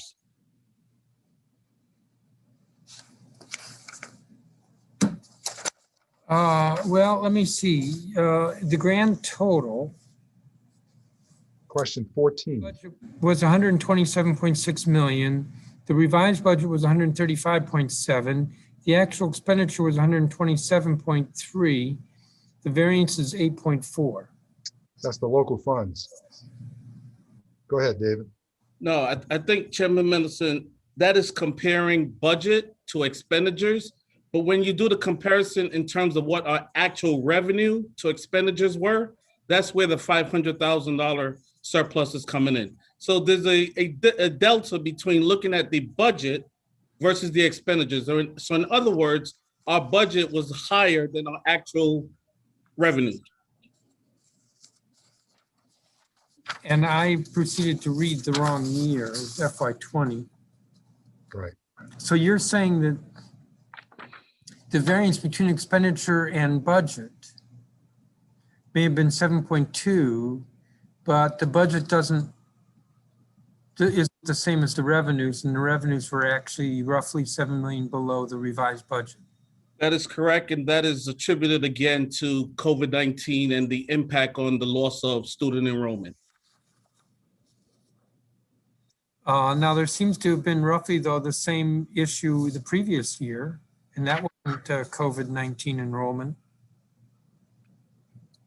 So again, what we're looking at here, and I think what we need to do moving forward is to create a separate column that shows the revenue versus the expenditures. And I think that would bring about a little bit more clarity. I think our budget for the most part, for this, if you're looking at the 127 in budget versus expenditures, the budget is inflated in this case when you compare the budget to that of the actual revenues.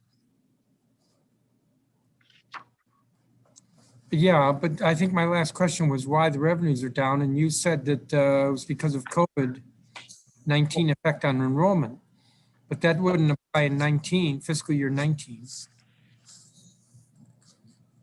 So in FY20 would have been attributed to the enrollment, and for FY20, for FY19, we are looking at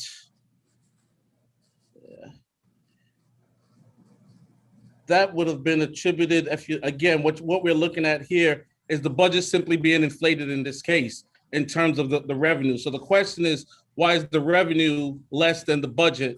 I don't have that particular answer at this point, but I can definitely do the due diligence and pull that for you with respects to 19.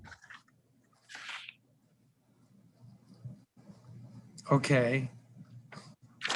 And actually the revenues, the actual expenditures seem to be pretty close to the original budget. So why are we revising the budget? Which year are you referring to, Chairman? Well, either year. So the budget is being revised based on, again, at times we're getting additional funding, at times we're getting enhancement dollars, and that is what you're seeing, the difference between the original budget and that of the revised budget.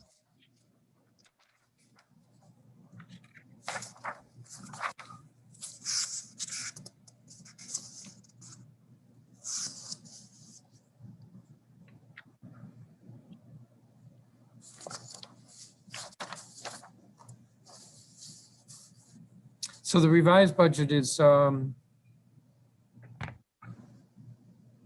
this is not just local funds because it includes your tuition. So the revised budget includes grants and tuition and other funding sources, and you add to it, even though the revenues may not be keeping up because of enrollment. That is correct, sir. Let me change subjects. UDC changed its sexual harassment policy last summer. Why and how did the policy change? So we detailed that in pretty thoroughly in the response, but to make a long story short, remember the rules changed coming out of the Department of Education. Before, if a complaint was made, the Title IX officer would investigate the complaint and then recommend a resolution, and the complainant always had the option of appealing to the District Department of Human Services, I think it is. But once the rule changed, an investigator was required to investigate the totality of the circumstances, but not, the investigator couldn't be the Title IX officer. And so with that change, we've had to change our structure of investigation and reporting at the university. I think that's generally it. I have our VP for Human Resources to fill in the gaps if I've missed any. But the Department of Education changed the rules. You're correct, President Mason. So I'm confirmed. Okay, I do not have any other questions for you. Ms. Sutlow is going to probably get back to you because there were roughly 9 or 10 questions where either the answer missed what we were asking or there's some sort of a follow-up or clarification that we want. So she'll send that to you. Christina, who's watching, it's number 21 on your list. She'll send that so that you all can help us with that. Yes, sir. President Mason, thank you. And thank you to everyone at UDC for your help. And you're also, I think, going to be getting back to us one way or another on the childcare.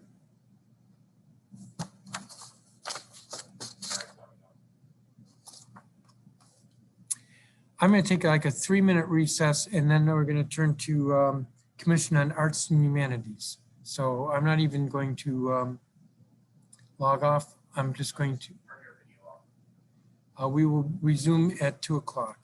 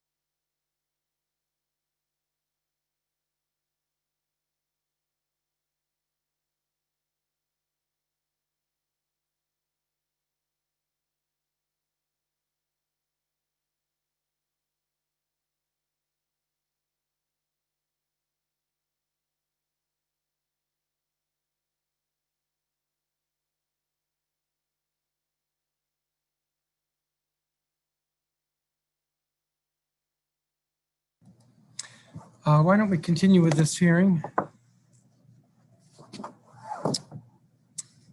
We are turning now to the Commission on Arts and Humanities.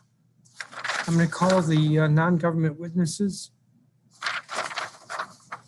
Valerie Graff, who's with Humanities DC. Lisa Rosenthal-Yaffe, who's with DC Arts and Humanities Education Collaborative. Charity Blackwell with DC Scores. Jenny Billfield, who's with Washington Performing Arts. Stephen, I should know all these names. Bowden with the Washington Chorus. Rebecca Medrano with Gala Hispanic Theater. Patrick Mullen Schulte, who's with the Washington Ballet. Shayla Hines with Arena Stage. Maureen Dwyer with Sitar Arts Center. And Mark Chalfant with the Washington Improv Theater. I'm going to treat you all the same way the witnesses with the last agency. So a 3-minute clock, I'll let you go over a little if you are winding up. And then if I have questions, I'll ask at the end, and then we will turn to the representatives from the commission itself. So Ms. Kraft, do you want to begin? And good afternoon. Thank you for your patience. Greetings, Chairman Mendelson and members of the Committee of the Whole. Thank you for the opportunity to testify today. My name is Valerie Graff, and I'm the Interim Executive Director of Humanities DC, the State Humanities Council. HDC provides humanities leadership and grants to humanities projects, staffs the DC Oral History Collaborative, and manages related programs. The humanities enrich the quality of the lives of those who live, work, and play in our city. In FY20, HDC awarded over $1.3 million in grants, including nearly $900,000 from city funds and over $400,000 from the CARES Act. In the 2019 Budget Support Act, Council provided annual funding for the humanities. Council support of the humanities is a model for what cities and states can do to sustain a thriving humanities environment. There are issues with CAH's performance. As of today, HDC has no monies from CAH. Funding will not arrive until April. Unfortunately, this is a repeat of last year when funding arrived on March 20th. The significant postponement is of deep concern. CAH has imposed a new and unnecessary requirement that all grant-funded work will be done by March 31st, 2022, which makes project completion extremely difficult for those who receive funding so late in the year. The major impact is on the grantees who have far less time to complete their projects. Another concern is that the BSA provides for one payment, yet CAH insists on making 2 payments. For the second year in a row, the CAH will pay HDC in 2 payments, which results in further funding delays. Last year, the second payment arrived in July. We ask that CAH release all funding at the beginning of the fiscal year. The BSA contains a provision that permits the humanities funding to be spent past the fiscal year, as those funds are not returned to the general fund if not expended. Yet CAH has made clear that in FY22, HDC and its grantees must expend all funds by September 30th, otherwise CAH will request their return. HDC always spends down its funding by September 30th. Sometimes grantees do not, due to timing issues as outlined above. We ask that CAH conform to the requirements of the expenditure of funds as provided in the BSA. CAH and HDC have had several discussions in which we sought to address our differences. While our meetings have been cordial and a valuable exchange of information, differences remain. Otherwise, our partnership works well. With Hiran Sareke Burhan confirmed as the CAH Executive Director, we anticipate the Commission will continue being an asset to this city. There are so many worthy humanities groups and projects in Washington, D.C. Grantees work tirelessly to produce humanities work that is essential to understanding the world we live in. Projects deserve timely administration of awarded grant funding. Thank you, Mr. Chairman, for your support of the humanities and for your time today. I'm available to answer any questions you may have. Thank you, Ms. Graff. Lisa Rosenthal-Yaffe. Yes, hi, greetings, Chairman Mendelson and members of the council. Thank you for this opportunity to testify. I'm Lisa Rosenthal-Yaffe, the Executive Director of DC Arts and Humanities Education Collaborative, We're the DC organization that works with DC cultural institutions, large and small, DC public charter schools, and the Commission on Arts and Humanities to provide equitable access, experiential learning, and arts and humanities for DC students. We have a longstanding 23-year history in providing this work. We seek to work collectively and collaboratively with the Commission. We've been a dedicated partner, being co-created by the Commission and DCPS in 1998, specifically to serve the needs of equity and access for arts and humanities for DC students. We've been a key arts and humanities partner with the Commission, and with our strong relationship, this is unique. We too work through inclusion, diversity, equity, and access. We received accessibility coaching this year as an organization to share with our members, thanks to the Commission. We collect the in-school and out-of-school arts education data that helps equitably distribute resources to students in all wards. And Commission staff also participates in our collective impact work. During the dual pandemic, there continues to be increased demand and need for arts and humanities education providers, both in school and out of school and after school time in all 8 wards. This year, during the dual pandemics, Collaborative has already served 24,000 students and educators, and our distance learning resource database has over 140 unique visits. We are thankful to the Commission staff and leadership's continued support and the support of the greater DC artists in our community this year. Our general service operating funds from the Commission ensure that we have been able to provide state of arts education convenings with the Commission. We've pivoted arts and humanities programs with synchronous virtual arts and humanities programs for DC educators and their students. And we also have a teaching artist grant this year, thanks to the Commission. We're once again partnering with the Commission on a speed dating networking event to take place tomorrow night to connect with area teaching artists, educators, and organizations to spark new ideas, opportunities, and partnerships and address our current needs during the pandemic. As you may recall, in the 21 budget pre-COVID, the field trip initiative grants was transferred as they were local dollars, and we appreciate that the Commission recognizes this work as essential moving forward, and we look forward to planning with Commission leadership in the FY22 budget for the continuation of experiential learning and opportunities for our community. Arts educators and organizations, are the first responders to social emotional needs for our students. And we've all experienced over the year of COVID and racial injustice, the importance of arts and humanities education needing to be vital and necessary to navigate our changing world and lives. And investing in arts education is a long-term investment. And without the Collaborative leading this work, without a single aggregated collective impact portal like the Collaborative, there's no equity in distributing all of DC's arts and humanities education resources. From our largest cultural institutions who receive dedicated funds like the Collaborative once did, many who are actually testifying today, in fact, all are members of the DC Collaborative, to our smallest community-based neighborhood organizations who are also DC Collaborative members. All of us collaboratively have significant education programs, and we would benefit from additional funding from the Commission, specifically dedicated and directed to DC students. And most importantly, the DC students are the ones who would benefit the most.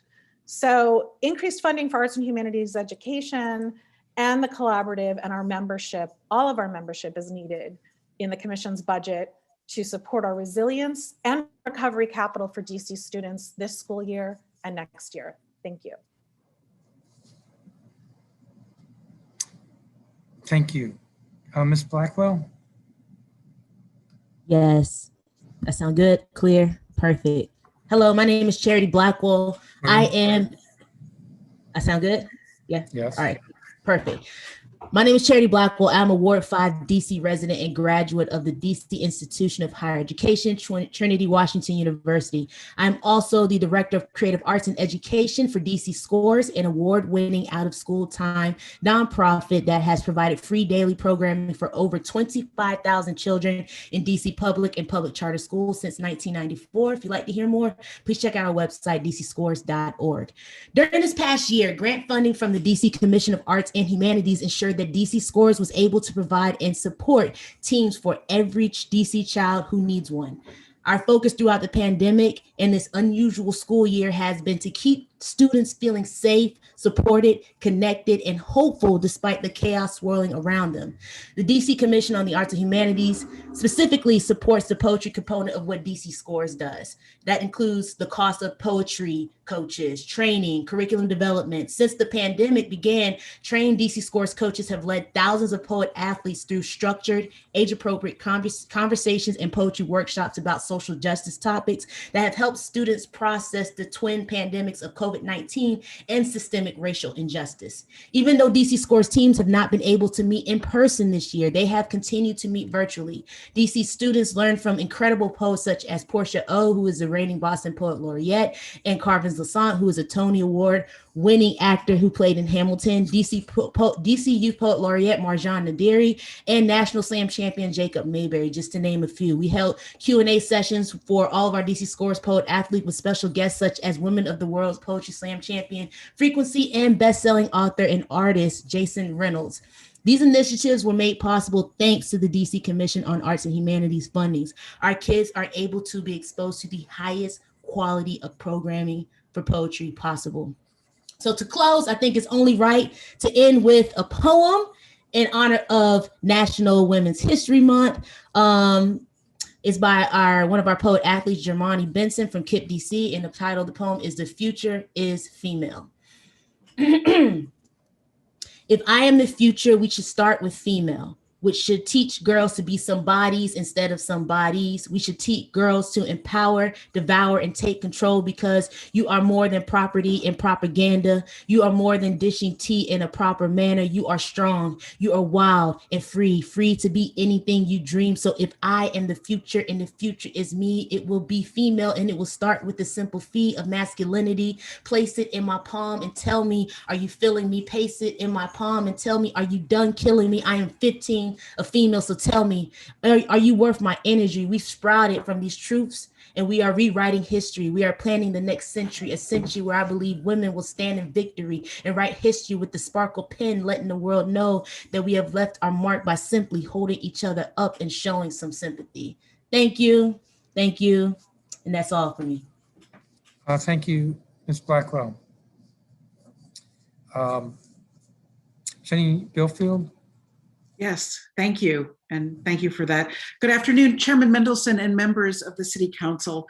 I'm Jenny Billfield, a Ward 3 resident of the district and president and CEO of Washington Performing Arts, one of our nation's earliest independent arts presenters. For 54 years, our programs have been integral to and deeply enriched by partnerships forged throughout this community. Funding from the DC Commission on Arts and Humanities has been an essential ingredient. Thank you for supporting a dedicated funding stream for artists and arts organizations. We're so grateful that the Council has recognized the economic impact of the arts upon our city's local economy, as well as the ways in which organizations like Washington Performing Arts contribute to that vitality. In just 3 years, the total pool of funding for DCCAH has increased 70% from $20 million in 2018 to $35 million in 2020. This has been a crucial lifeline for many, especially during the pandemic. For Washington Performing Arts, this funding has enabled us to transform programs such as our 10 DCPS partnership programs, which reach nearly 100 schools in all 8 wards and continue virtually. Since last March, we've engaged our teaching artists to create a massive amount of unique new digital content, and we've continued to engage local artists, vendors, businesses, and venues for our robust online programs, including Home Delivery Plus, Family Art Moments, or FAM, and Mars Arts DC virtual programs, which shines a spotlight on local artists. Over the years, Washington Performing Arts has received numerous grants to support free or low-cost events, programs, and field trips.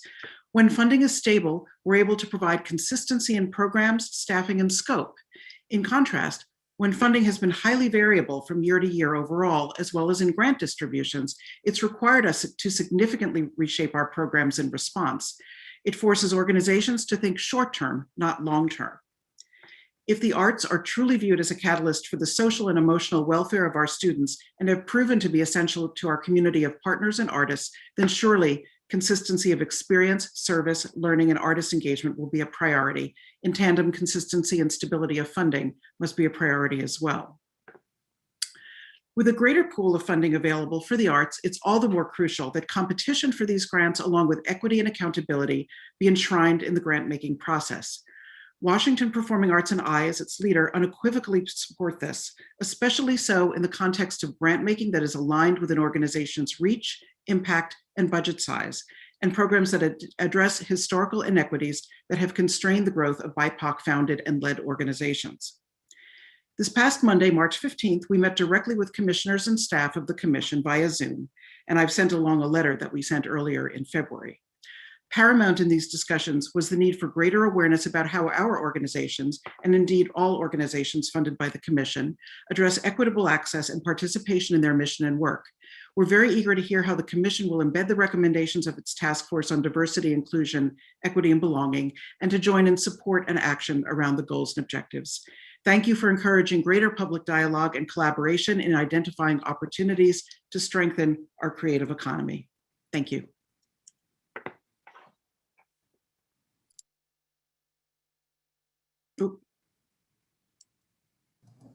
Thank you, Ms. Belfield. Stephen Bowden? I understand he's not here. Rebecca Medrano.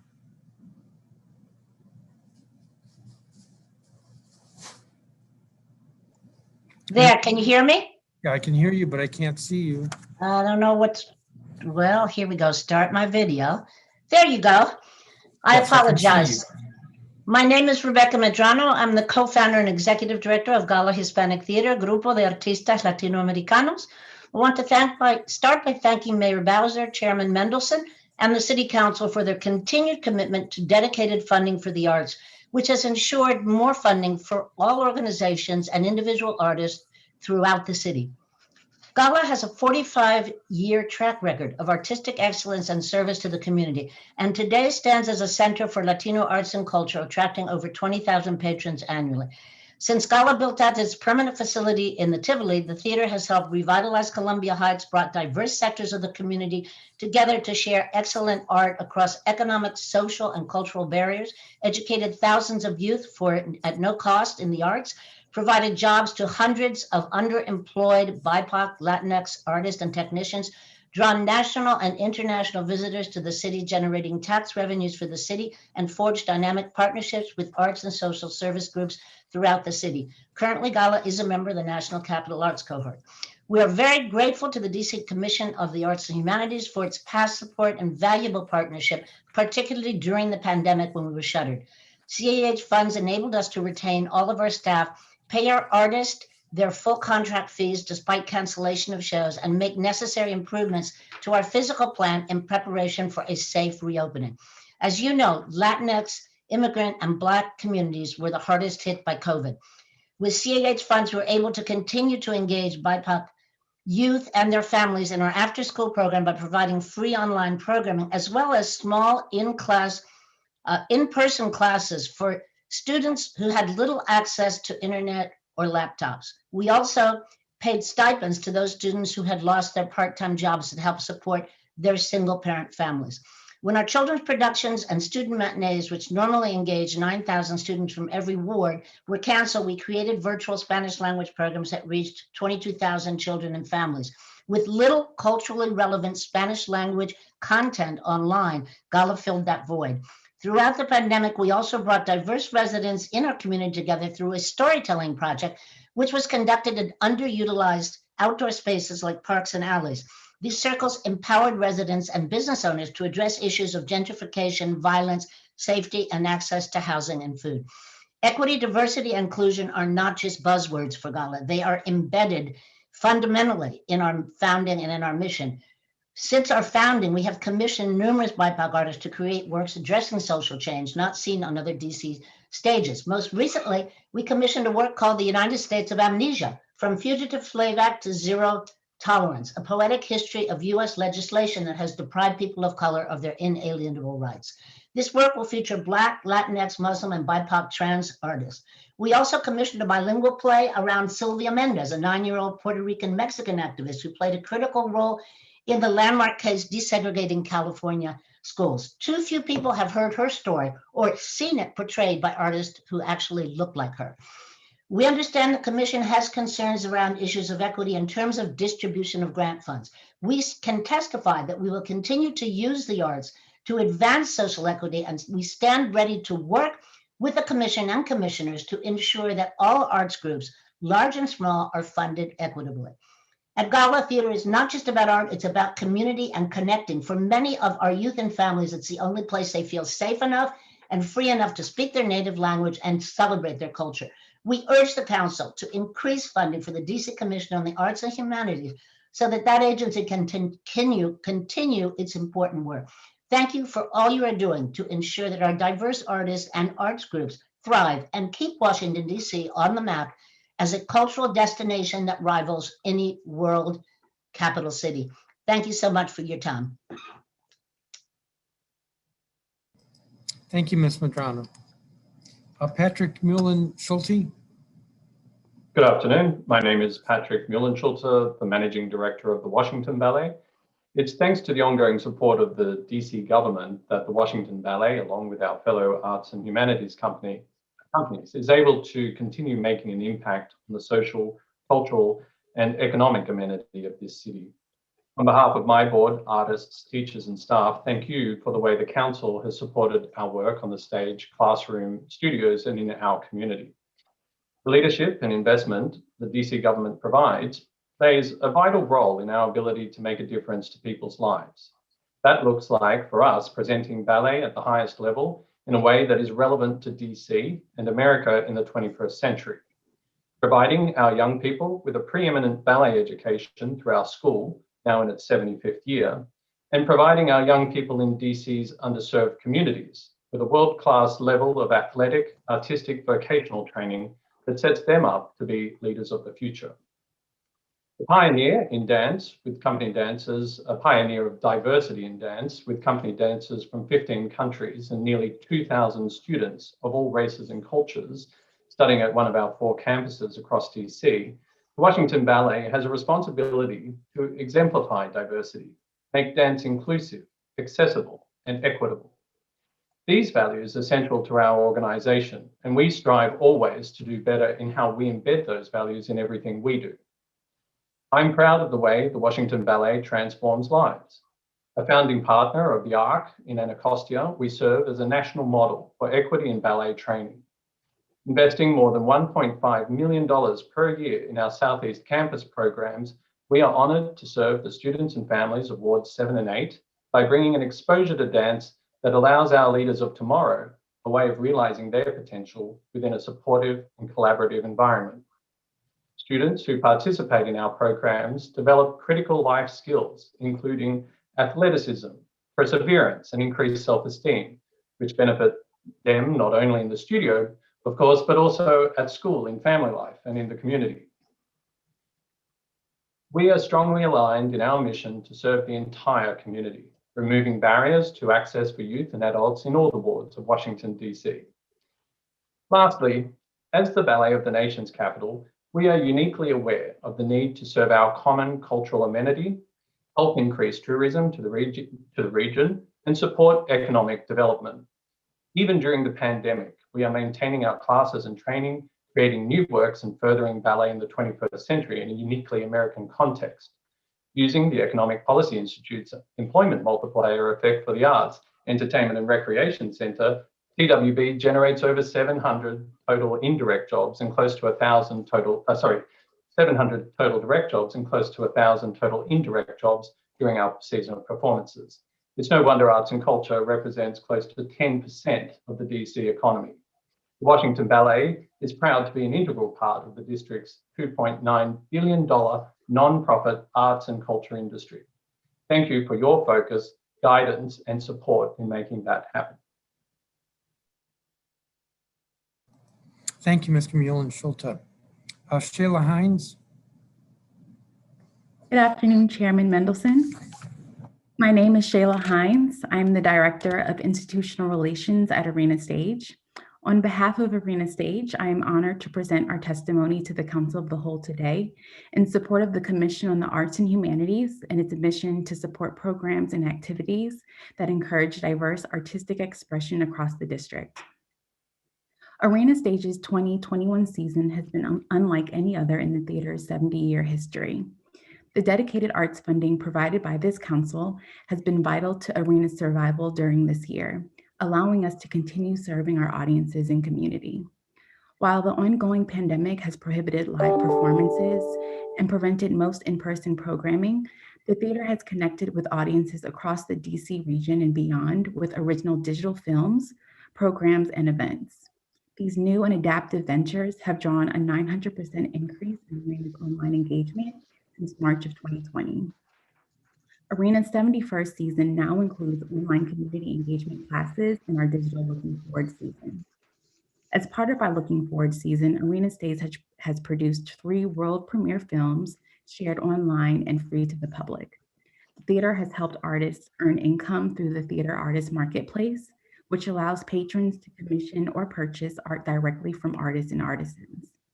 Through a partnership with the District of Columbia and Actors Equity Association, Arena was able to produce 7 free live in-person outdoor performances of Fannie Lou Hamer Speak On It in October 2020, leading up to the presidential election.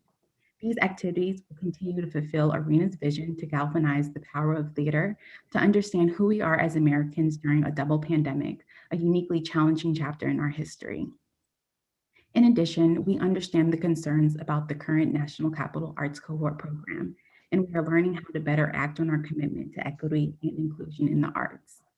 Voices of Now, Arena's year-long after-school program for middle school, high school, and adult artists, have returned in a digital format to devise autobiographical theater pieces utilizing creative writing, collaboration, and creative movement. In October, students from our partner schools within DCPS started attending workshops and rehearsals, which are held entirely online after school hours. Our Voices of Now ensembles, which consist of 10 groups, will produce works of poetry and music performances and visual art around urgent issues affecting them and their communities. These contributions will be brought together to create an original film to be released in June of 2021.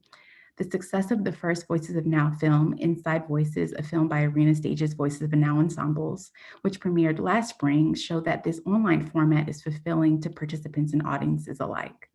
The film chronicles the personal experiences of more than 130 students whose lives have been impacted by COVID-19. Arena's community engagement staff recently partnered with Howard University's WHUT-TV and WHUR Radio and the Black Coalition Against COVID to produce a special broadcast titled Youth Voices in COVID-19. Lastly, Arena Stage is focused on the people in our community. We conducted hundreds of Zoom calls to our pool of over 1,400 ushers living within the district to check on their mental, emotional, and physical health. Arena Stage is more than a theater. We are actively creating and nurturing the culture of Washington, D.C., supporting our neighbors throughout the region beyond. Thank you for your time and for all you do for our city. Thank you, Ms. Hines. I don't believe we have a copy of your statement, so if you would make sure. Thank you. Maureen Dwyer. Good afternoon, Chairman Mendelson and members of the council and my fellow arts community. Thanks for this opportunity to testify. I'm Maureen Dwyer, the Executive Director of Sitar Arts Center, a nonprofit that provides equitable access to arts learning for DC's children and teens who are from low-income households and from communities that are frequently marginalized due to race, economic status, or country of origin. Today, I'm also speaking on behalf of members of the DC Alliance for Arts Education. We're a group of community anchor arts education organizations dedicated to the youth, adults, and families of DC. And we include Capitol Hill Arts Workshop, City Dance, DC Youth Orchestra, Free Minds Book Club and Writing Workshop, Levine Music, Life Pieces to Masterpieces, Sitar, and the Theater Lab School of the Dramatic Arts. Collectively, we intensively educate more than 8,000 DC youth from all 8 wards during the out-of-school hours and with very high dosage programs. For example, at Sitar during the school year, students participate up to 8 hours a week, 6 days a week, and during the summer, up to 10 hours a day, 50 hours a week for 6 weeks. When I testified last year, it was just about this time, and we were facing the many changes and chaos that the pandemic induced. Not one of our organizations stopped. Within weeks, we were up and online. We couldn't stop because in addition to being the place of arts learning, we are the place of socio-emotional well-being for our students. The commission was an essential partner in this process, and I want to acknowledge Haran, David, and Kay for their quick, decisive actions, such as allowing us to invoice early for general operating support and giving supplemental funding. There was a big focus on general operating, and as an alliance, we really recommend that general operating remains the largest grant focus because it is the lifeblood for all of the arts organizations that I know. And the commission also made very impactful decisions regarding the FAB grant. We very much appreciated that project grants under $100,000 did not have to be matched. This enabled CAH to get all of the PPE equipment, including getting our HVAC revised to safely filtrate the air for our children. I don't know how we would have raised this or matched it to be able to open as soon as we can. We also appreciated that the FAB grant included a round for rent and mortgage for organizations. We availed ourselves of the other one, but I know many organizations needed that support. And we think that the commission should consider keeping both of these provisions in moving forward. Finally, the Arts Education Alliance also embraces this moment for change. I am so grateful to be in a city where our students at CAH have the opportunities that all the amazing presenting arts organizations provide, as well as the education they provide. However, the community-based organizations are also essential. We provide community and hope and learning. And in terms of equity, the reason why a predominant number of arts leaders are white is because we discover our passions for the art when we are children. And too frequently in this country, barriers to finding those passions occur in communities of color and communities with low income. So if we truly are committed to equitable change, we ask that that commitment extends to all groups and that we take into account the size of organizations so that larger budgets do receive larger grants as long as they have the merit and the impact to demonstrate, but that it is not excluding any type of arts group who is otherwise eligible for GOS in the commission. So thank you. We're very grateful for the support of the commission and the work of the commissioners. To you, Chairman Mendelson, for your very steady support of our field. And I know that together we will make this city more equitable, because I know of no better way for human understanding and relationship than exploration and experience of the arts. Thank you. Thank you, Ms. Dwyer. And Mark Chalfant. Thank you, Chairman Mendelson. I'm Mark Chalfant. I'm the Artistic and Executive Director of Washington Improv Theater. We're a performance and education nonprofit operating in Ward 1 for over 23 years. We're dedicated to unleashing the creative power of improv in DC through classes, performances, and corporate training. Thank you so much, Chairman Mendelson, for the way that the Committee of the Whole has taken over oversight of the Commission in the last few years, and for the interest specifically that your office has taken in really understanding and strengthening the Commission on the Arts and Humanities. This obviously has been a devastating year for so many arts organizations, and in the spirit of a true, performance hearing, I want to tell you my thoughts on the performance of the Commission.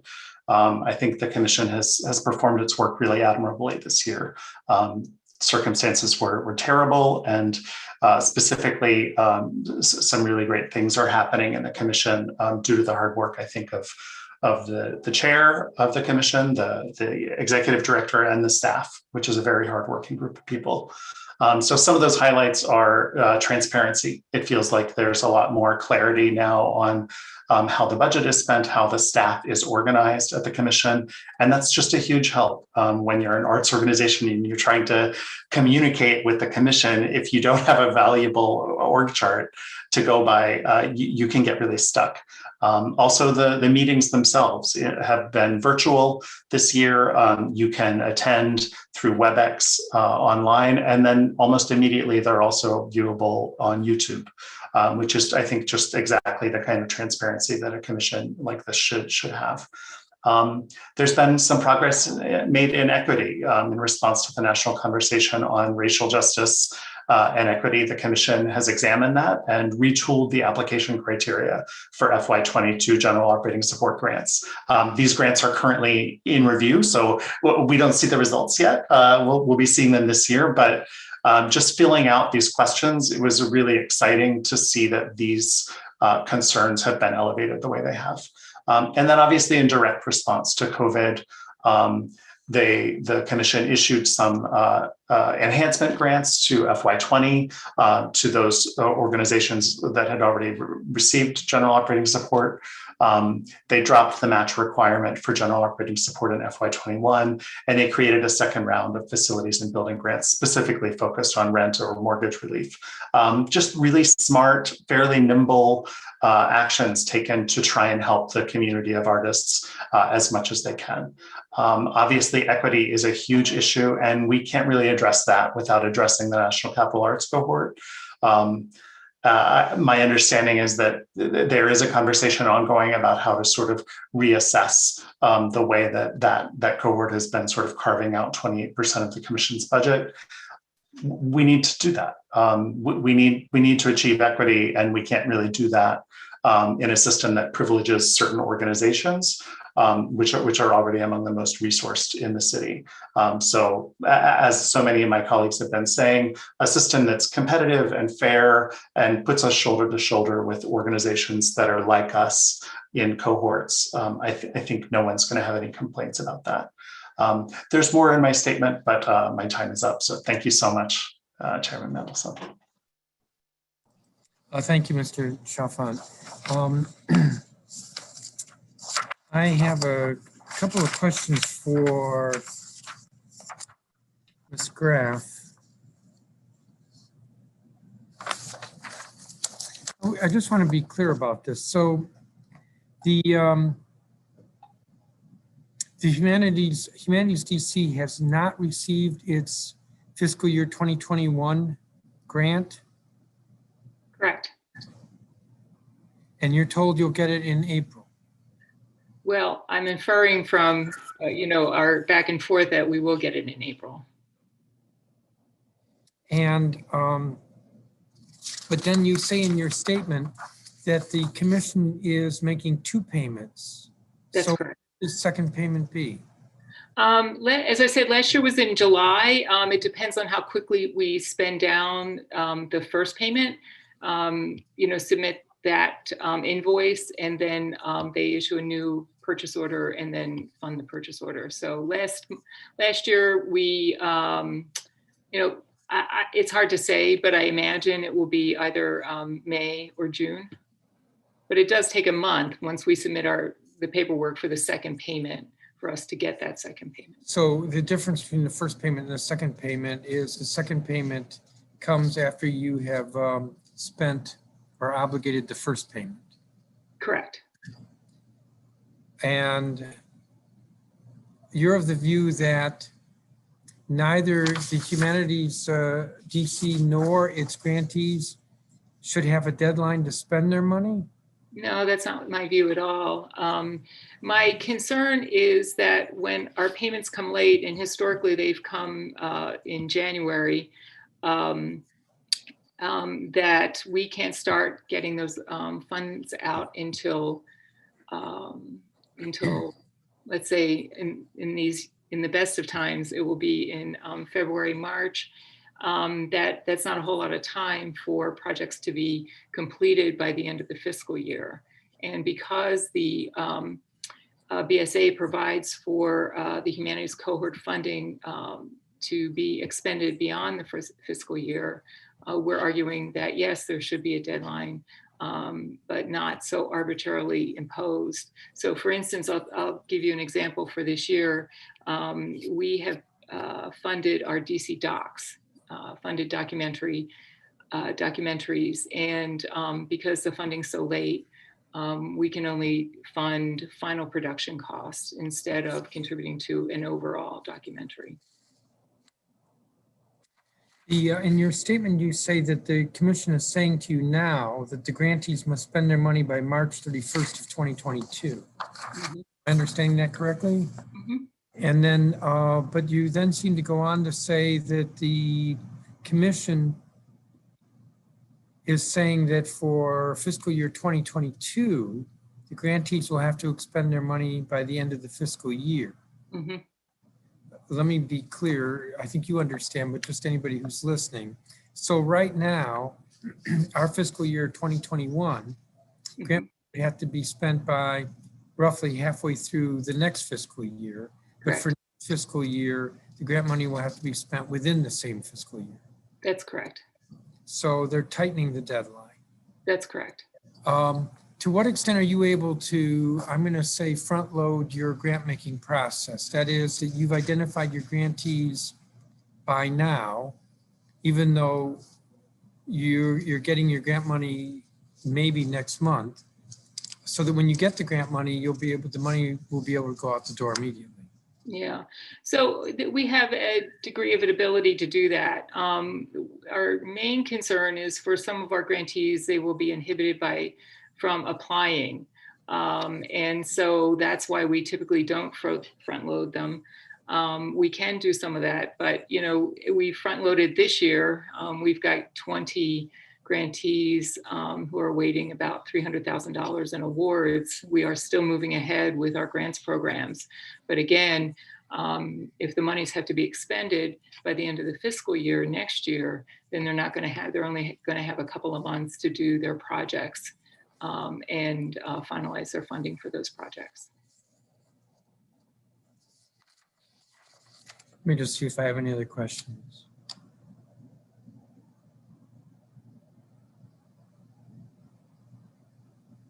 I don't think I do. So you've had cordial and valuable discussions with the commission staff, but not made progress on these points. Not as much as I think we both have hoped. Okay. I don't have any other questions for you. Thank you. I did want to just say in response to some of the testimony, Mr. Chaffan, I'm looking at his testimony. We urge the council to support stability, continuing dedicated funding stream, and to recalibrate this support. Well, I'm committed to maintaining that dedicated funding stream. I don't think the council is going to revisit that to reduce it. I don't think anybody needs to be nervous there. I recognize that the sales tax, which is from where the funding stream comes, has gone down this year.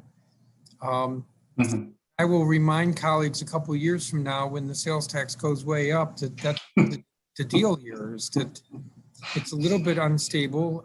I shouldn't say unstable, but will vary. But it will go up and it will continue to be the percentages. But I don't think we'll be increasing the amount. And I think that was the main thing I wanted to say. I appreciate the testimony from several witnesses regarding the National Capital Arts Cohort. And I do know there's some discussions going on there. And I'm hopeful that those discussions will get themselves worked out. And that's what I have said to many people, is that I'm hopeful that they get worked out. I do want to remind folks, and some of you will remember this, that it was only a couple of years ago, maybe 2 years ago, for sure 3 years ago, that when we had a hearing like this, there were 50, 60 witnesses, and there was a lot of unhappiness about the commission at the time. Let me see if I can pause here and just, we can all reflect on those memories. It was, the commission meetings were inaccessible. The ability to get answers from the commission or from the staff was almost impossible. There was really poor morale. And there was a considerable amount of dissatisfaction, I would say, from the arts community. And it wasn't helped by the fact that what the council had been doing increasingly is earmarking money for some of the organizations. And we've largely gotten away from that, and I think we should be getting away from that. And so we have this, somebody said 70% increase in the budget, and we leave it to the arts community through the Arts Commission to figure out those grants. That gets the council out of the very subjective process. So I'm pleased, though, to see some of the testimony that is much more positive about the commission these days. And I guess I'll just sort of leave it at that, I think we're in a better place, even though there's still some stresses. I guess there's one other, I said I'd leave it at that, but I guess I'll say one other thing, and that is that I remember a year ago when we did the budget hearing. So performance would have been around this time, which was before the pandemic, but the budget hearing would have been later. And there was quite a bit of anxiety over just what was going to happen. And to tell you the truth, I don't quite know how the arts organizations have managed through this past year. But I'm grateful that we seem to be better off than our worst fears. I recognize that the arts community in its different forms of art are just an important part of our society, the Society of Washington, D.C., in multiple ways. And it's something to be treasured and nurtured. And I'll leave it at that. I want to thank each of you. Let me just double check that there isn't a council member lurking. And I don't see one. So I want to thank all of you. And I'm going to recognize Kay Kendall and Haran Sareki Braun. Thank you again for your testimony.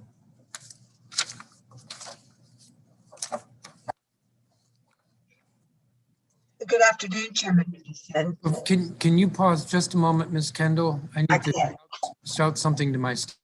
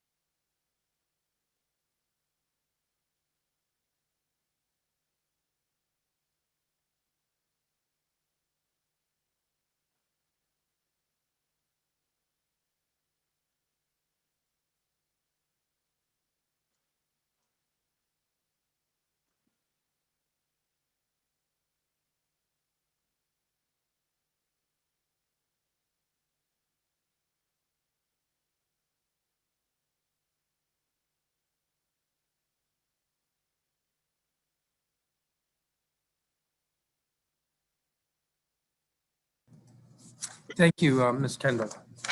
Certainly. You're ready. Good afternoon, Chairman Mendelson, council members, and community members.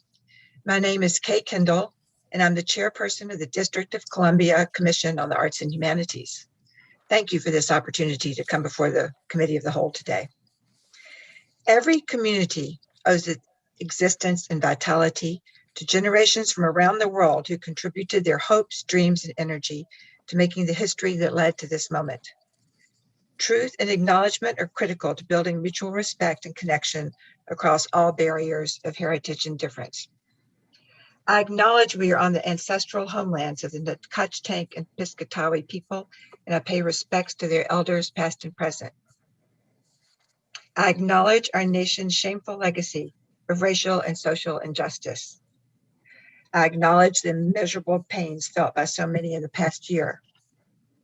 George Floyd's murder was sparked a national reckoning, and we at the Commission have become ever more committed to centering racial equity in our work throughout the agency and the community. Last summer, the Commission assembled a task force on diversity, equity, and inclusion. After months of observations and discussion, the task force made 44 recommendations to the Commission on how we might become more inclusive and equitable as a district agency. Several of these recommendations are already well underway, and I'm confident that they will all be realized on the prescribed timetable. Here at the Commission, the issues around equity and the impacts of COVID-19 have been at the center of our focus for the past year.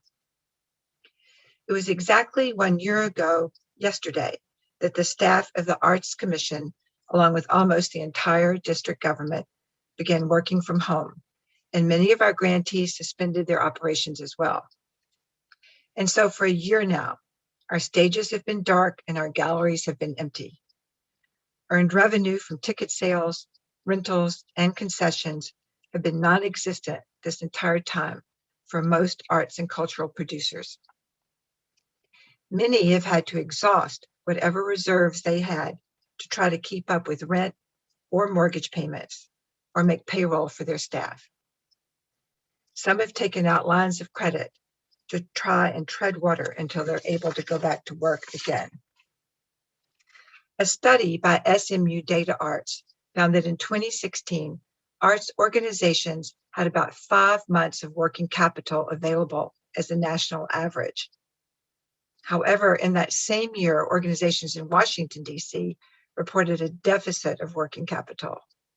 So rather than the national average of having 5 months capital on hand, our local organizations were 2 months in the red and only averaged 1 to 2 months of available working capital in the 3 years prior.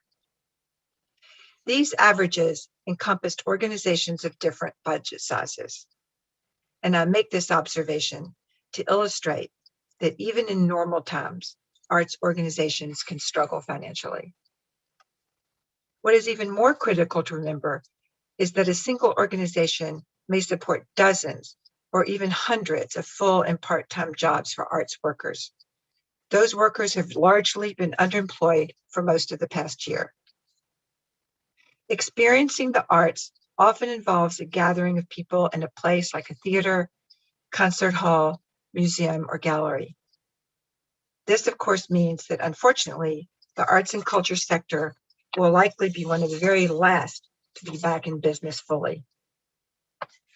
A survey of DC area theater goers conducted by Limelight Insights last month found that a majority don't believe they'll be willing to return to the theater until December 2021 due to the ongoing health and safety concerns.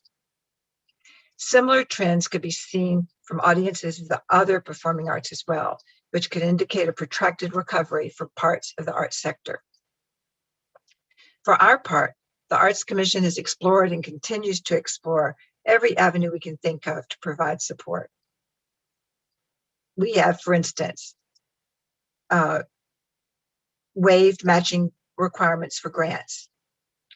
Grants have been given flexibility to adjust their project scopes or extend the performance for the grant award. Near the end of FY20, we identified approximately $2 million in funds which we used to enhance the existing awards of current grantees as a way of providing funding relief. A portion of those funds came to us from the National Endowment for the Arts as part of the federal CARES Act. Each of the 56 state arts agencies received some funding from the Arts Endowment for the purposes of making relief grants to their local arts organizations.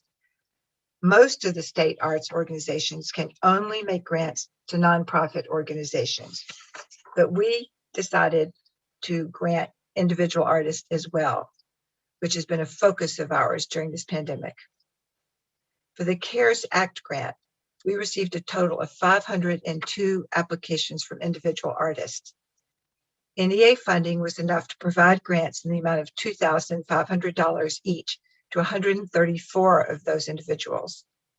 We then took it upon ourselves to use our own funds to award $2,500 grants to the remaining 241 qualified individual applicants. This is something I'm particularly proud of, and I'd like to thank all the commissioners for their support of the initiative, and special thanks to the staff who made it happen. Several months ago, we proposed a temporary amendment to our statutes to allow us to utilize the capital projects grants portion of our budget to make grants for rent and mortgage relief. And we thank the council and the mayor for enacting that. We also have awarded grants to arts education organizations and others for the purchase of personal protective equipment in order to help facilitate a safe reopening transition. We want to do more, and we're continuing to look for more ways to help. We considered our mandate, as expressed in the Commission's statutes, to take actions concerning development and improvement of activities in the arts and humanities in the District of Columbia. It is therefore the responsibility of this agency to provide for the recovery of the city's arts and culture sector. And we hope to be able to work with the council and the mayor to facilitate that recovery. Thank you. Thank you, Ms. Kendall. Ms. Starkey-Brown. And good afternoon. Good afternoon, Chairman Mendelson. Council members, community members, and staff, and all our public witnesses, good afternoon, and thank you for giving us your time this afternoon. My name is Heran Sarek Abrahan. I serve as the Executive Director for the Commission on the Arts and Humanities. It's an honor to be here today to testify on the Commission's performance in fiscal year 2020, our accomplishments to date in fiscal year 2021, and our plans for the remainder of the current year and beyond. I'd like to begin by thanking the Council for confirming my appointment to this position in November 2020. I deeply appreciate the Council's and the Commission's confidence in my abilities, and I do not take the responsibility of serving in this capacity lightly. I can confidently say that I, along with the staff, continue to put our best foot forward in service to our arts and humanities community and district residents each and every day. Today, I'll report on our progress in several of the priority areas identified at last year's hearing. The first of these priorities was to create a new strategic plan and a new public art master plan that would chart our path forward for the next 3 to 5 years. I'm happy to report that we have begun both processes and are working through consultants to engage various stakeholders, including the Executive Office of the Mayor, Council, Commissioners, and community members. Both plans will also have public comment periods before wrapping up at the end of June this year. Our second priority was agency development, assessing and improving agency structures and overall operations. Whereas in the past, we had only one person designated as Management Supervisory Service, or MSS, at the agency, in November 2020, we successfully created a formal management tier. This allows department heads to perform certain personnel actions like annual reviews of staff performance, goal setting, and monitoring. And these MSS positions give the agency a much needed management and reporting structure, and they'll ultimately allow us to be more effective in our work. Most significantly, from October till December 2019, I was heavily engaged with DCHR's Center for Learning and Development, CLD, and the nonprofit National Arts Strategies to craft a holistic plan for agency development that's being implemented from now until September this year. Topics of the workshops include mindful communication, strength and personality-based assessments, and unpacking bias in the workplace. These agency-wide training sessions are intended to foster a collaborative and values-centered environment for all, which in turn will allow the agency to be more effective and efficient in delivery of our services. Our third priority was to develop new metrics to assess CAH grant programs and activities and evaluate the impact of our funding. One of the most problematic things that we have come to know is the realization of what we do not know.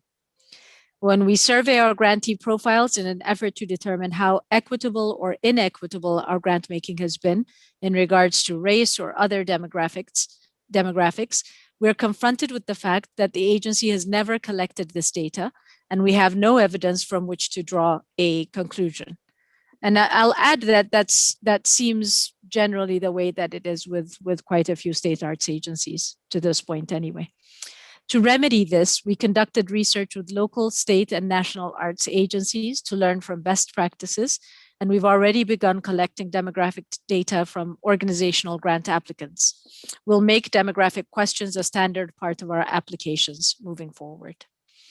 We plan to consult with professionals in analyzing the findings of this data to help determine how best to leverage the impact of our public funding to strengthen the values of inclusion, diversity, equity, and access. It's already been a long-standing practice of ours to conduct blind reviews of our grant applications. This was implemented years ago in an effort to be as unbiased as possible. Applicants identifying information is not seen by the grant review panelists nor by the commissioners, so as to avoid the possibility of favoritism or bias. The demographic data collected should help us in refining the panel review process as needed. In addition to research and planning, we have also taken some concrete plans or actions to be more equitable and inclusive in our grant making. In 2020, we removed the requirement to submit the arrest and conviction statement as part of our grant applications. We've also created a new and weighted equity requirement to our review criteria beginning in January 2021. Perhaps the most significant priority from last year was to reaffirm CAH's role as a leading voice for the arts and culture in the District of Columbia, and this will continue to be a priority going forward. Chair Kendall has already shared an example of how CAH has shown leadership through relief funding initiatives during this pandemic. Another example of leadership in the field that I can share relates to the district's official music, go-go. As part of our State Arts Agency submission to the National Endowment for the Arts in 2020, we included a proposal to launch a traditional arts program in partnership with the Department of Communication, Culture, and Media Studies at Howard University, with go-go being a key focus of the program. And for this, we've worked very closely with our commissioner, Professor Natalie Hopkinson of Howard University. If this proposal is accepted by the NEA, CAH will receive additional funds from the Arts Endowment designated specifically for this traditional arts program. The possibilities of collaboration and exchange with Howard University are incredible, and with the potential to shine a spotlight on go-go and aspects of DC's culture and history. In closing, I'd like to say that we have all experienced a year like no other in 2020. I'm especially grateful that we've managed to accomplish so much and stay the course despite everything. And for this, I have this incredible group of people that I work with, the staff, to also thank. The three words that embody our experience and serve as a compass for the near future are responsiveness, responsibility, and resilience. We look forward to serving our beloved arts and humanities community by strengthening our efforts to be nimble and responsive to their needs. We'll continue to exercise responsible oversight over public funds, and we will seek ways of supporting the resilience of the arts and humanities communities through funding and resource support. I'd like to reaffirm the agency's pledge to tend to the health and vibrancy of the entire arts and culture ecosystem, so that individual artists, as well as small, medium-sized, and large arts organizations can continue to thrive in the district. Thank you for your time, Chairman Mendelson. I'm happy to answer any questions that you may have.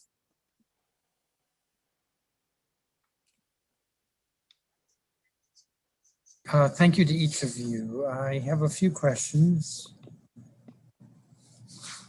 Let me just double check.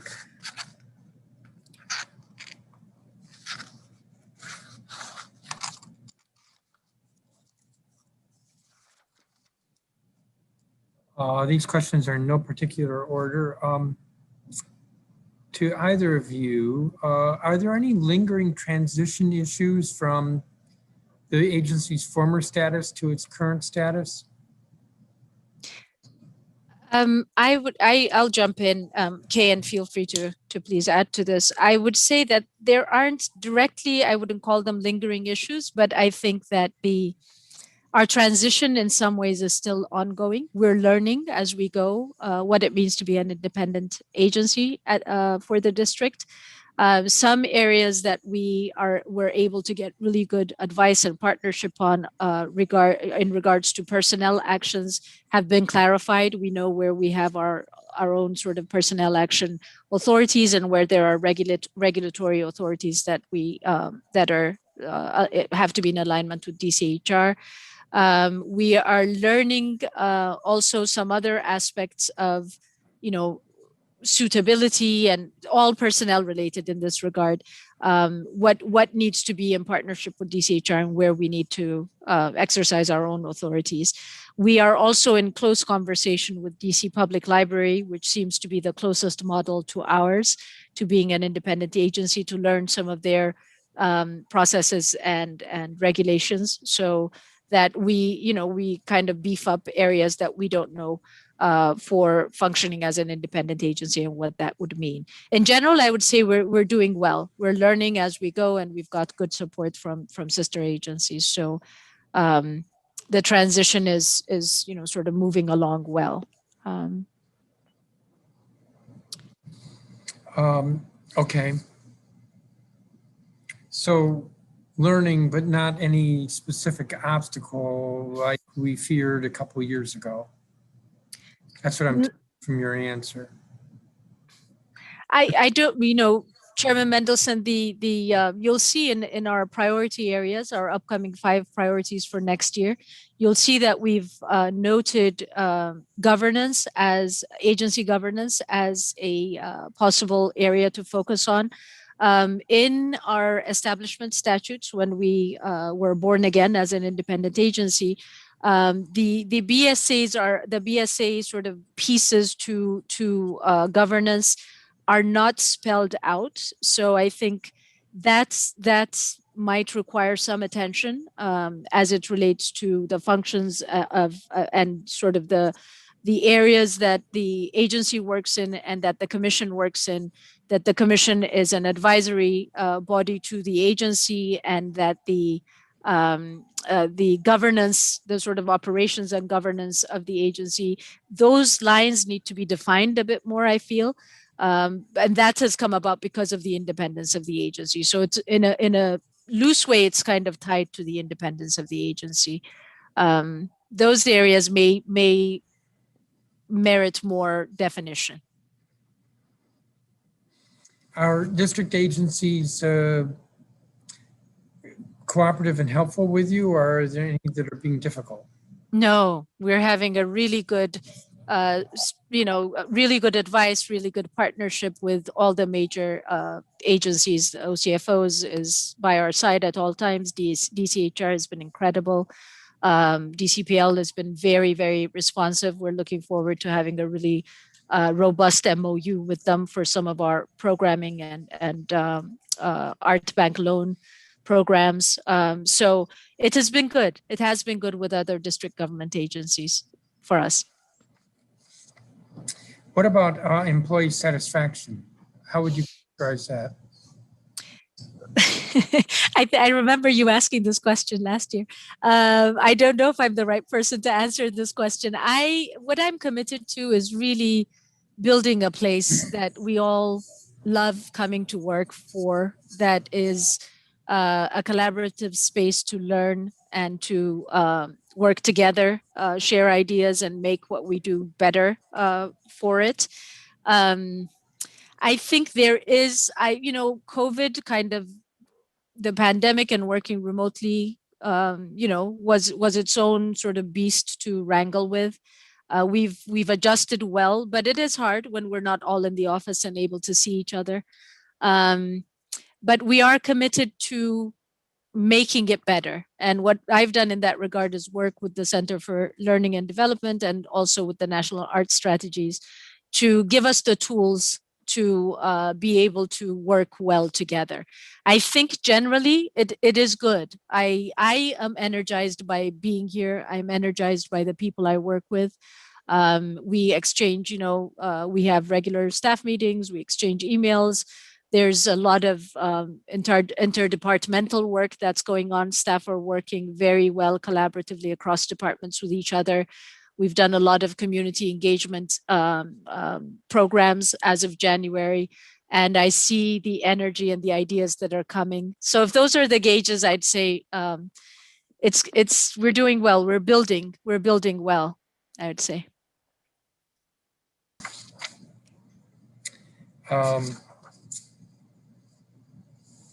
Your contract, in our pre-hearing questions, your response regarding contracts indicates you have a contract for a strategic action plan consultant. Yes. Can you say more about it, and what's the timeline? The timeline was a little bit delayed. We weren't able to push out the bid in the time that we were hoping. So the timeline is that right now our consultant David Galligan is working with stakeholders and beginning to conduct interviews and focus group interviews. From there, we will move to, council and executive office, executive EOM officials as well. From there, we will move to a draft being shared with commissioners. There will be a public comment period that the public will provide feedback on towards the towards the middle or end of April. And the timeline is to be able to wrap up in late June or early July at the latest with a new strategic plan for the next 3 years. Late June or? Early July at the latest. Our public art master plan is also on the same timeline. And the public comment period will be in April. Yes, middle to end of April. So there will be at least 2 to 3 weeks for 3 to 4 weeks for public comment.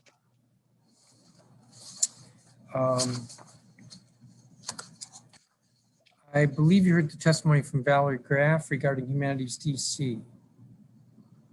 Yes. Since the funding for humanities is a percentage of your grants funding, we kind of know how much money they're going to get. Why Yes. is it that they've not received any funding yet for this fiscal year? So the beginning of that process is the memorandum of understanding that we would have to sign and the grant agreement documents that we have to exchange. As Valerie noted, we began conversations with them in August, ahead of even October, to begin working on the MOU. We've had several meetings. Our board chairs have had a couple of meetings, and we've had staff meet with each other as well. Mainly the delay is not so much the payment as finalizing the MOU. For a stretch of time, I think Humanities DC has been working with council members to discuss some finer points of the MOU and of CAH's oversight over the grant funds and the scope of programmings and the sub-granting elements of the MOU. When we finally came back to the table to finalize the MOU was February. February 26th, I believe, was the executed grant agreement. And from that point till now, their PO, I believe, has been established at this point. And so the payment is moving forward for them. Most of the time, the delays happen with the paperwork coming back complete from grantees. So that's where the delay is, not so much the payment itself. Yeah, but February 26th strikes me as late for you. And it will be 2 months before they get their first payment. No, it would not be 2 months till they get their first payment. Their Aren't they PO is told? established. Sorry? Well, she testified that the funding won't arrive until April, maybe. That's not accurate. My finance guy is in front of me, so he's saying the same. The payment, now that the PO is established, the payment should move faster than that, the first payment. So they'll get the first payment this. When will they get the first payment?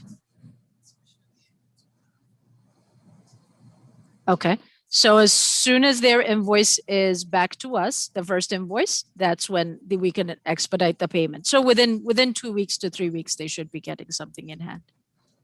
So do they know that they have to submit an invoice? They do. They do. That's standard practice.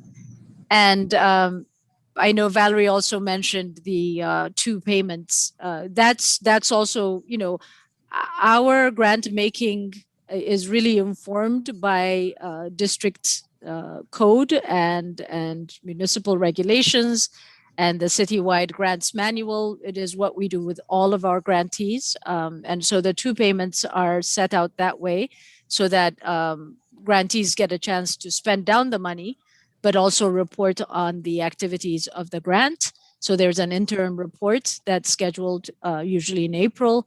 After we hear back from the grantees, that's when we review and accept their interim reports. That's when we issue the second. We ask to receive the second invoice, and we issue the second payment. Well, Humanities DC is the humanities organization recognized by the federal state, yeah. Yes. So National endowments, yeah. They're not exactly the same as other grantees. I mean, as much as I like Arena Stage, let's say, I would put Humanities DC in a different category. And so I don't quite get why they're put through the same process. I mean, I would have just thought that the money would have been dispersed to them. I guess when you say there needs to be an MOU, okay. But there's an MOU, and then they have to invoice, and then they have to show whatever it is, receipts or obligations before they can. That's a little bit too much like, in fact, it's a lot like all the other grantees. Our understanding, based on the legislative grants, is that they are a grantee, and they function as a grantee in the sense that they are one of they're one of the legislated grants categories, as our National Capital Arts Cohort, as our FAB grantees. We have approached it as though they are a grantee, and all our grant making authorities have to and our what's the word, our stewardship of public funds occurs in the same way. So, which means that there's a grant agreement, there's an MOU, there's a timeline that we agree on, there's a reporting that happens on their sub-grantee activities. Even the National Endowment for the Humanities has a timeline. We have to stick to the fiscal year budget timeline. And so we have approached it as though that they are a grantee, as any of the grantees. There's no language that we've received to show that this is a pass-through. Even if it was a pass-through, it would have to function within a framework, a timeline that we have going. So maybe that's clarification that council can make for us. Yeah, well, I'd hate to revisit with legislation because Lord knows where that would go. And but they're just not the same as the National Capital Arts Cohort, as an example. And the reason is because the commission doesn't grant X amount of dollars to the National Capital Arts Cohort, which is then sub-granted to the different organizations. You grant directly to, let's say, Arena Stage, and Arena Stage then spends the money however they're allowed to, consistent with the grant. The Humanities Council or Humanities DC takes the money and then subgrants it. So in our DC codes, Chairman Mendelson, there's a section that relates to subgranting as well. And so it's speaking directly about the MOU. I can share that with you if that's okay. So it speaks to the MOU. It says the MOU shall set forth certain administrative requirements for the grant making entity to abide by when it obtains district funds and awards subgrants involving district funds, and will clarify and reaffirm the grant managing entity responsibility and obligation with respect to district funds, including and monitoring the use of district funds. So when we're dealing with Humanities DC, whatever the rules are that apply there would apply also to the subgranting aspect of what Humanities DC does. What did you just read from? The DC code, 39-205.02, and it speaks to the Humanities Grant Program and how they were established in our establishment statutes. 39-205.02. Yes, sir. So will there be the same roughly 7 months for an MOU next year, or now that you have one, the one for next year will be in place? Yes, we've tried to make the MOU as evergreen as possible. the grant agreement will speak specifically to the annual requirements, but the MOU should be, once we agree, now that we've agreed, it should be the evergreen document that we would use. Because I'm sure you agree that the subgrantees are going to have difficulty getting their money in June, July, getting money in June, and then they have to spend it by less than a year. Yes, one of the things that, we've been in conversation with Valerie and their staff people about is pushing the RFAs out earlier. Now, some of their grant programs involve films, and there's a documentary program for documentary filmmaking that it might be tricky, but that's how we're able to move to the payment and payment paperwork stage, because we run our grants in May. The RFAs go out in May and the paneling takes place in the summer. I don't know, if that's a possibility, but we've shared our sort of best practice when it comes to pulling up the timeline. Our concern is that because of the way our fiscal year and budget works, that their payments, their awards won't go out until beyond our fiscal year, September, October, and that their 2021 programs won't wrap up until 2022. And then 2022s would move to 2023. So it becomes a rolling situation. So, which makes it, kind of very challenging for our budget timelines, our fiscal year budgets and how those work.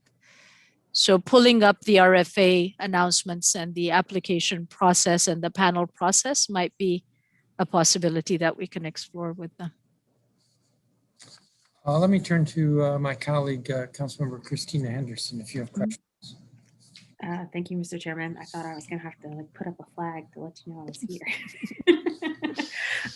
But you took care of a good line of questioning that I had. Good afternoon, Ms. Kendall and everyone. Good to see you guys. I actually just want to use this time to jump right in and talk a little bit about racial equity, which has been a topic of conversation that we've had across DC government. And a variety of different issues. And I definitely feel like in the arts and humanities space is certainly an area where we can do better. I understand that the commission over the summer went through a review process and issued more than 40 recommendations regarding inclusion, diversity, equity, and access. Can you talk a little bit about this process? What was the impetus for it? What members of the commission were involved? And what you all learned. I'll speak to that. Good afternoon. As I co-chaired that task force with Commissioner Cora Berry, and the impetus was really in response to the times and the need to do that. Having been on the commission for some years, I felt that we always had been trying to do that, but in further conversations, I think you can always do better. And we wanted to dig down and really have a deep conversation about things we could do to improve. So we met, there were about 20 of us. It changed, the numbers changed from time to time. It was staff, it was community members, it was commissioners. And we were led by a consultant who organized our meetings. We met once a week for 2 hours for 6 months. It involved deciding to have surveys, then surveys to whom, what did the surveys ask, putting those together. We hired some professionals to help us with that. Then it took the time to send out the surveys, get the results back, collate that result, have subgroups to talk about how that could turn into recommendations. So that was really the process. We also had a couple of town hall meetings for people to come in person if surveys maybe wasn't the best way to access for them. Okay. So did the commission then have a process of having to adopt or approve said recommendations? Yes, in January, we proposed the recommendations of the task force. There were 44, and the commissioners voted yes. They all have a timeline associated with them. Okay. Some of them have already been done, were already in the works and have been done. One of them was to get rid of the requirement I might not say this right. There was before there was, if someone had been arrested, then that was part of the grant application documentation. We'd already gotten rid of that as it was being recommended to get rid of in this. There were ways we want to make the application process more known to people. You know, we're talking about creating a short film to help people see, because sometimes people can get it better if they're looking at a visual instead of reading through instructions. Right. We talked about going into the different wards and spending more time there to make sure we were there in person and people could come talk to us and get hands-on help if they need it. So a lot of it was about access to grants. Okay. But out of 44, there are a lot of different things. Right. So I think we've seen over the past years or so a number of institutions who have gone through a similar process around diversity and inclusion. And they think that the process is sort of the end of it. Now you have 44 recommendations. Are these public? Are they on the website? Are they periodically updated so that you can share with people where you are in terms of meeting those metrics and those goals, since it was just approved in January? We're planning to put it on the website. We just redid the website. I don't know that they're on it today, but we plan to put them there and show when they're done for everyone else to see. But we also, just this week, part of the plan, one of the 44 things was to create a committee for overseeing this. And so that committee will report back to the commission, made up of commissioners, will report back to the commission on the status. And Haran herself too will make those reports month to month on the status of what's being done or not done. Okay. And I would add, Councilmember Henderson, I would also add that the aspects that we've moved on really quickly is to also embed equity as a weighted review criteria for our grant applications. We've done that already for FY22. So in other words, we are looking at our grantees and looking to see where they are on the scale of embedding equity into their work, so that can be something that our grant making funds, the impact of our funds connect to the grantees' reports on equity and the values of equity that they work with. We're also beginning to collect demographic data from our grantees, individuals and organizations, so that we have a clearer sense of the landscape, so that we can. Can I just stop you for a second? So Sure, we haven't, the commission had never collected demographic data before? Not based on these categories, no. And many state arts agencies are beginning to now, again, like they're starting to now in a more methodical way. Okay, but as part of the review process, did you look back to see in the last 5 years, how have your grants skewed or not to sort of inform? It's really hard to, because I'm trying to understand how you evaluate progress, right? And know this is like one of the recommendations was specifically around the distribution of grants. And so how do we know if we're improving on that front if no one ever looked back to see how poorly we were doing before?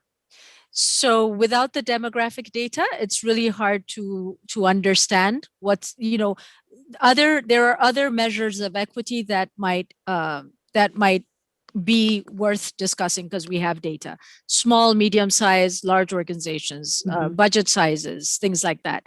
But the demographic pieces we have not collected up until now. And well, so the starting point ward is distribution, correct? Sorry, the ward distribution? Ward distribution. We do collect that. Yes. So have you granted for this year yet? Not for our 21 grants are finished. Our FY22 have just begun.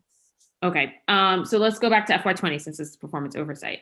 How many grants did the commission grant for Ward 7? I can find that information.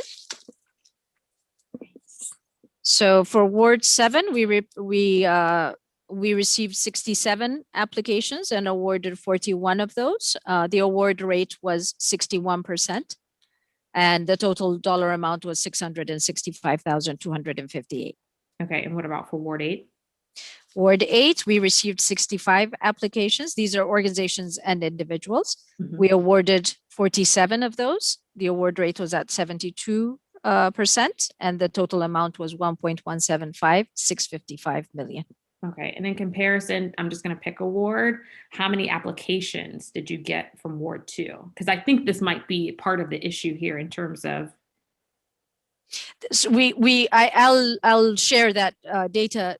Part of the equation also, what doesn't show in the numbers is the number of individuals that live, artists that live in those wards, and organizations that call those wards home. So it's a little bit skewed in that regard. Ward 2, we received 120 applications. We awarded 85 of those. And so the award rate was 71%. So roughly, sort of our percentage of award rates are similar across the wards. And the total amount of dollars spent was 5.3 million. But again, there are more arts organizations that are based in Ward 2. So Right. sometimes that skews the data. Right. I mean, I know in terms of organizations, but I guess where my concern would lie is in terms of how we define artist in terms of an individual, right? So I've been across the city and know that we have artists everywhere. It is the definition of, I guess, the value that the commission may see in that particular project to deem whether or not it's artistic worthy, right? If I am a musician and I'm putting on a recital, that is a very clear line of saying, oh, yes, artist, right? But if I am a visual artist who's using a non-traditional technique, it might seem like a stretch for some. And so I think I just want to kind of be able to probe there. I do think it's incredibly important that these recommendations become publicly available and that the public is able to track where you are, because that's part of the accountability. Having recommendations that nobody can see but the commission, that doesn't really help sort of move our progress forward. Mr. Chairman, if you just 2 more questions and then I'll be done. I noticed in your performance oversight responses that a partnership with Howard University, Department of Communication, Culture, and Media Studies, and that the commission applied to NEA for a grant regarding the preservation of go-go music. Has this been approved, or can you provide a quick update on that? Sure thing. We hear back up from NEA in April about that. Yeah, but we do support go-go different ways. This is the NEA grant is the one that's outstanding. Outside of that, we have created a fellowship for go-go musicians as part of our artist fellowship program.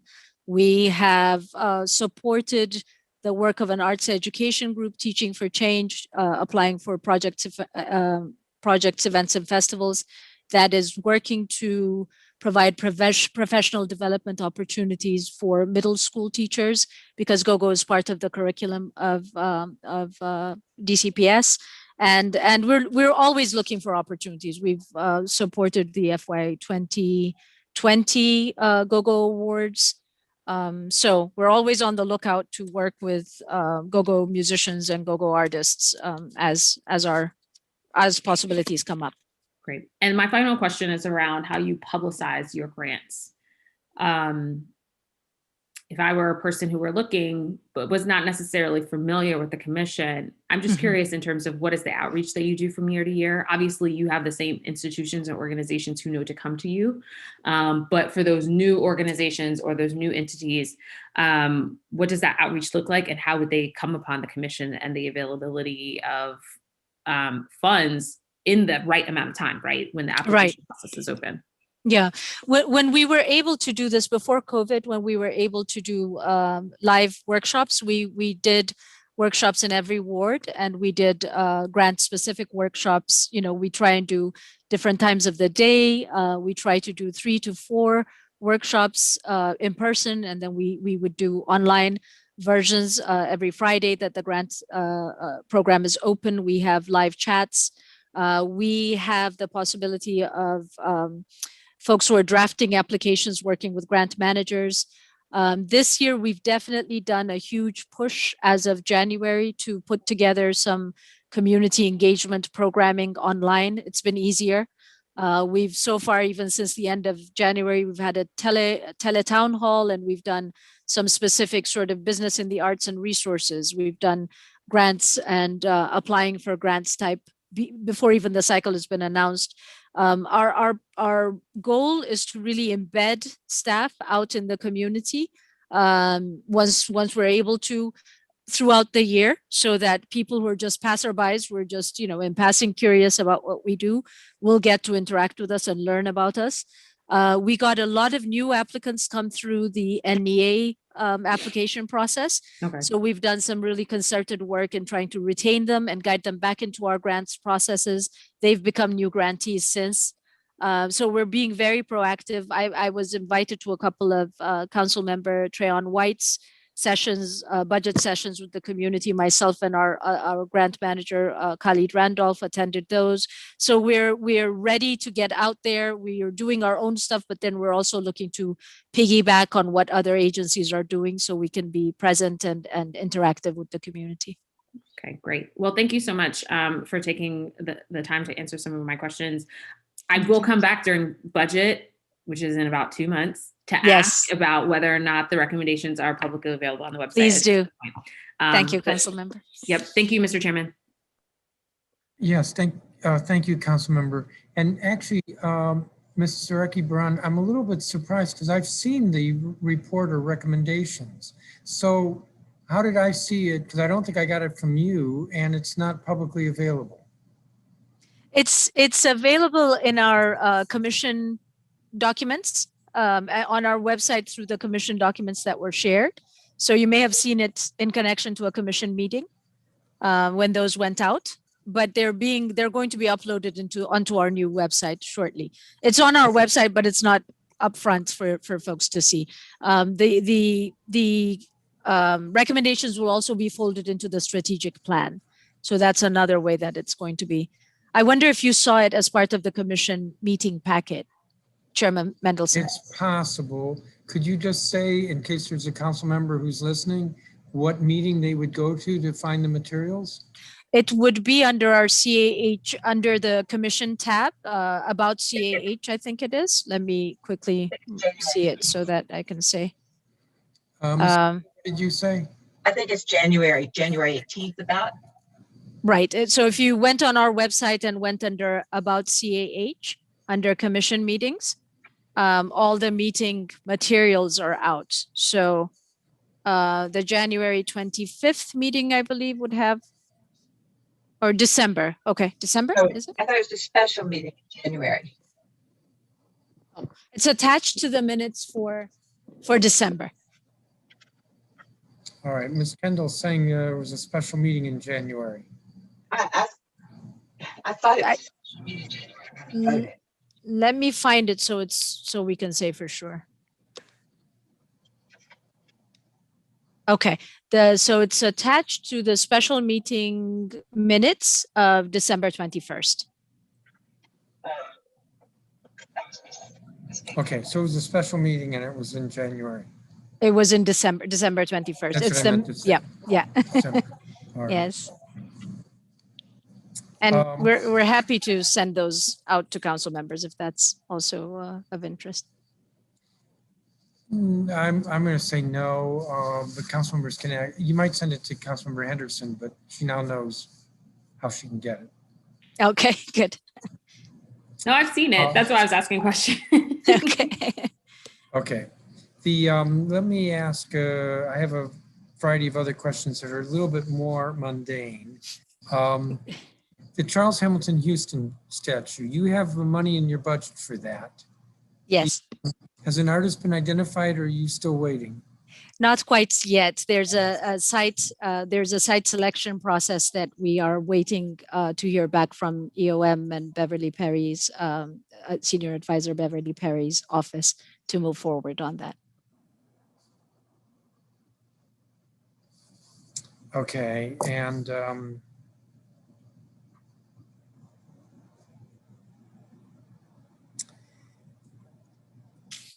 can you, one of our pre-hearing questions was about GOGO funding.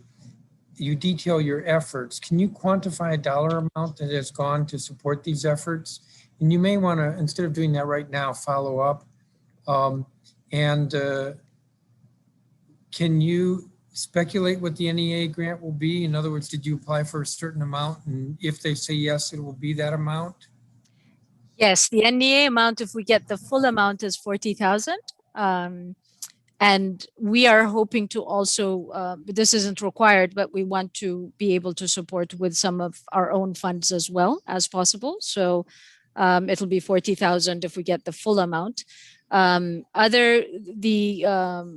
GoGo support, the numbers that I have, I'm happy to follow up, but we've supported 4 individual artists in our GoGo fellowship, in our Arts and Humanities fellowship. And then we've had 1 projects, events, and festivals successful applicant, Teaching for Change, that has received grants. And I can circle back with some of the dollar amounts that we've put towards this. Okay, so if you would give me a list that quantifies and include the NEA grant with an asterisk that hasn't been approved, so. It's pending, yes. Okay. I'm happy to do that. The answer to one of our questions, I think it had to do with statutory changes. You recommend that we allow stipends for the grant panels. I don't think you said how much the stipend would be. And my reaction was, well, this will then add to your overhead, which then reduces grant money. How much money are we talking about? We have our research so far has yielded that it would be about $250 per panelist. It's based on what the NEA does and other sort of grant-making agencies. And really it's a question of equity as we see it, because we will be able to work, artists that are peer reviewers would be compensated for their time. The arts review process takes about a month before they come and meet in person, when we met in person, to do the full day discussion around applications. So we feel that it's not even really compensating them for their time, except to offer an honorarium of sorts if they have to take the day away from work. The last time that we did the calculations, it was about $40,000 to $50,000 total. That would be a cost to us. And usually when they come in person, we also provide refreshments, water, and just to host them for a day. So we're trying to think of all expenses that are concerned and how we might offset it against a payment to panelists. So how many panelists do you have? 300, 400, 300 maybe panelists in a year. We'd have about 300 in a year, I would say.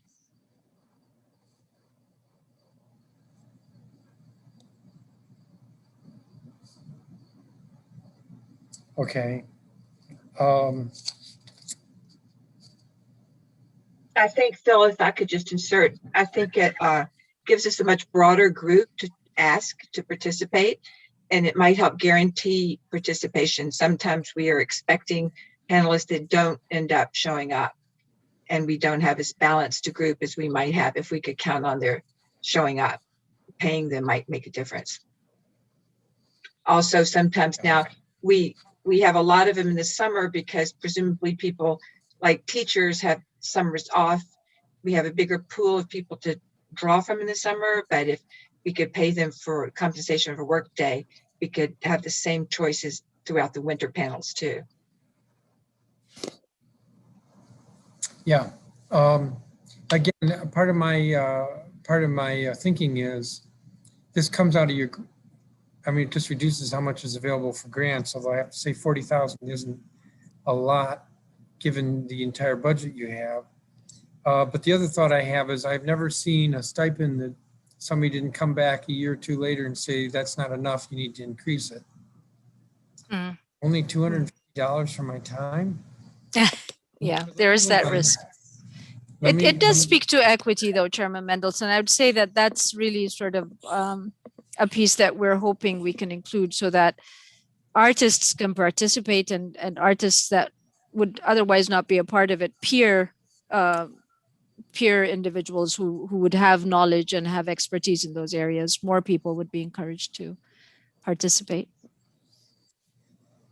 In your response to one of our questions, you included a list of MOUs. Several of them are with district agencies to support public art.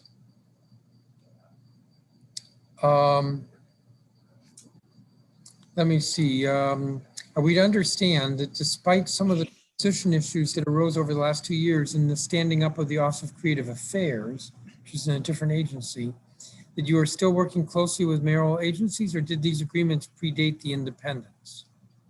That we're working closely with whom? I'm sorry. Working closely with these mayoral agencies, or did these MOUs that you listed predate the independence? I'm going to try and find the list of MOUs, Chairman Mendelson. If you'd point me to the question, it would be easy. It was question 12. Okay.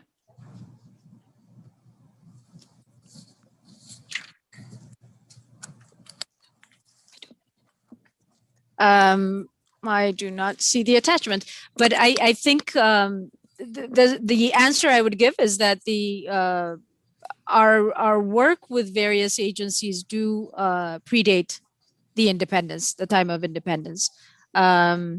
I don't know if there's a particular MOU that I can find to support what I'm saying. But I don't have it in front of me, unfortunately.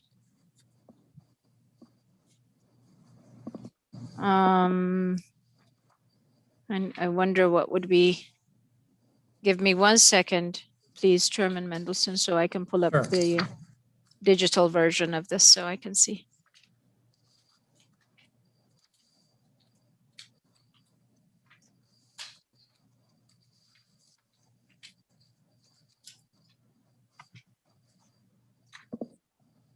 Thank you.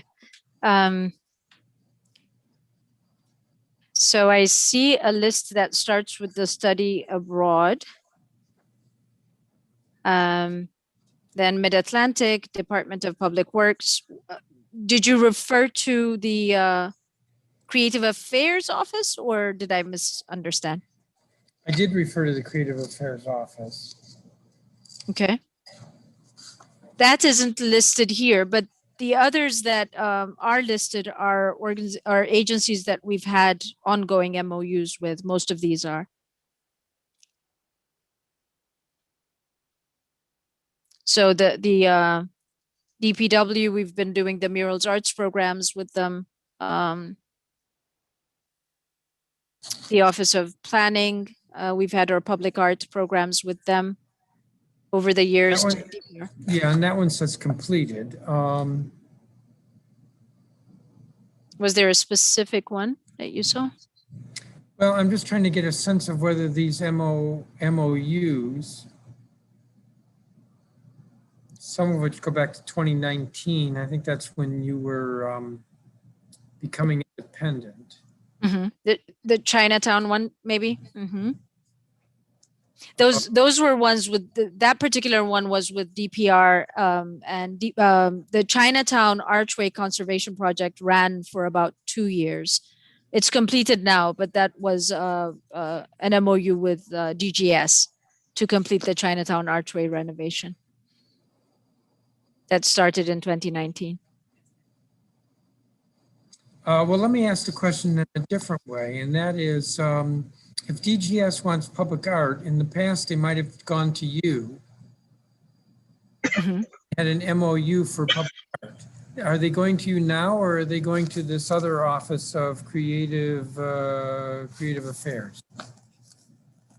With DGS, we would be doing projects. So if you're thinking of the Art Bank loan, which it sounds like you might be thinking of the Art Bank loan, all of the district government agencies come to us for the loan program, the Art Bank loan program, which features works with our district artists, that the Art Bank that we have, and we do the loan program, and our registrar works with various agencies.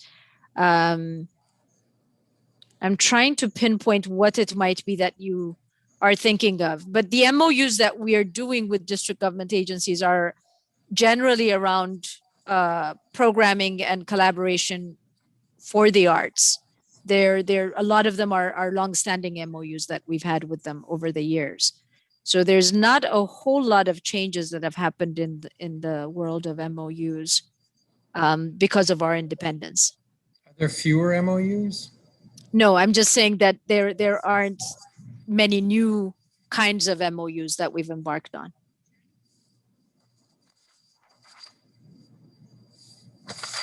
Okay.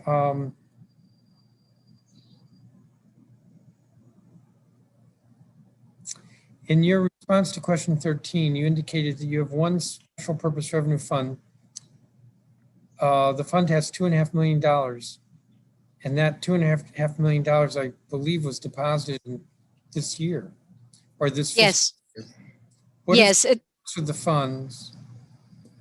It's the delinquent debt recovery fund. What does that mean? Do people owe you money? No, it's money that's collected from tickets and delinquent payments. I think after it reaches a certain threshold, it begins to be parceled out to anyone getting dedicated tax percentages. So it went beyond that threshold in 2020 at the close of 2020. And so we got the percentage that would have been parceled out through the tax, the revenue collections that come to our agency. So at the close of 2020, we were informed by the OCFO that we got this delinquent debt recovery fund has provided 2.5 million to our budget. Okay. So the source was exactly what you said, delinquent debt collection. Yes. Yeah. You have 8 wages as earned WAE positions. Are these positions truly temporary in nature, or do you lack FTE authority to make them recurring?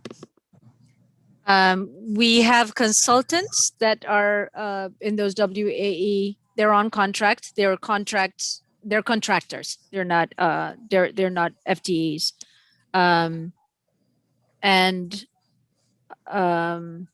We have employees that are on term, yearly term status as well, I guess, FTEs that are term. And why do you have term employees instead of continuing full-time? We are transitioning some of them into full-time. It's a process we're kind of undergoing now.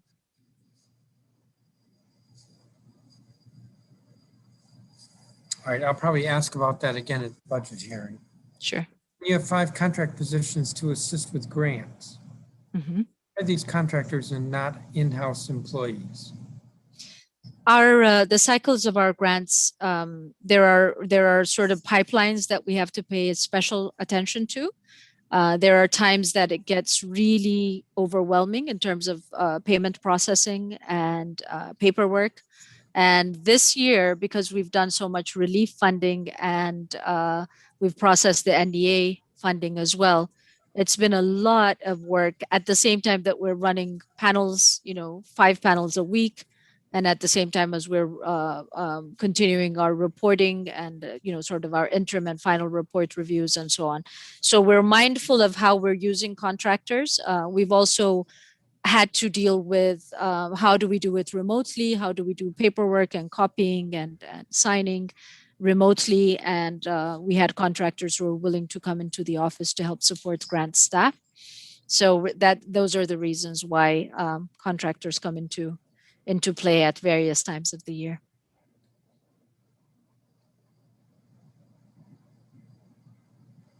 All right, I might ask more about that at the budget hearing, but I think I'm good for the moment. Let me just check. Hold on a second.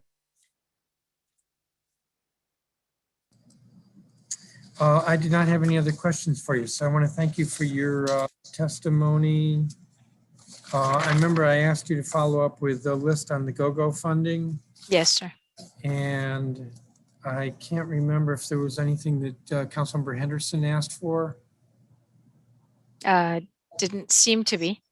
I'm happy to follow up though. Check on the task force recommendations on the website. Yes, but yes. to follow in Hopefully. that regard, but she had a copy of it. Yeah.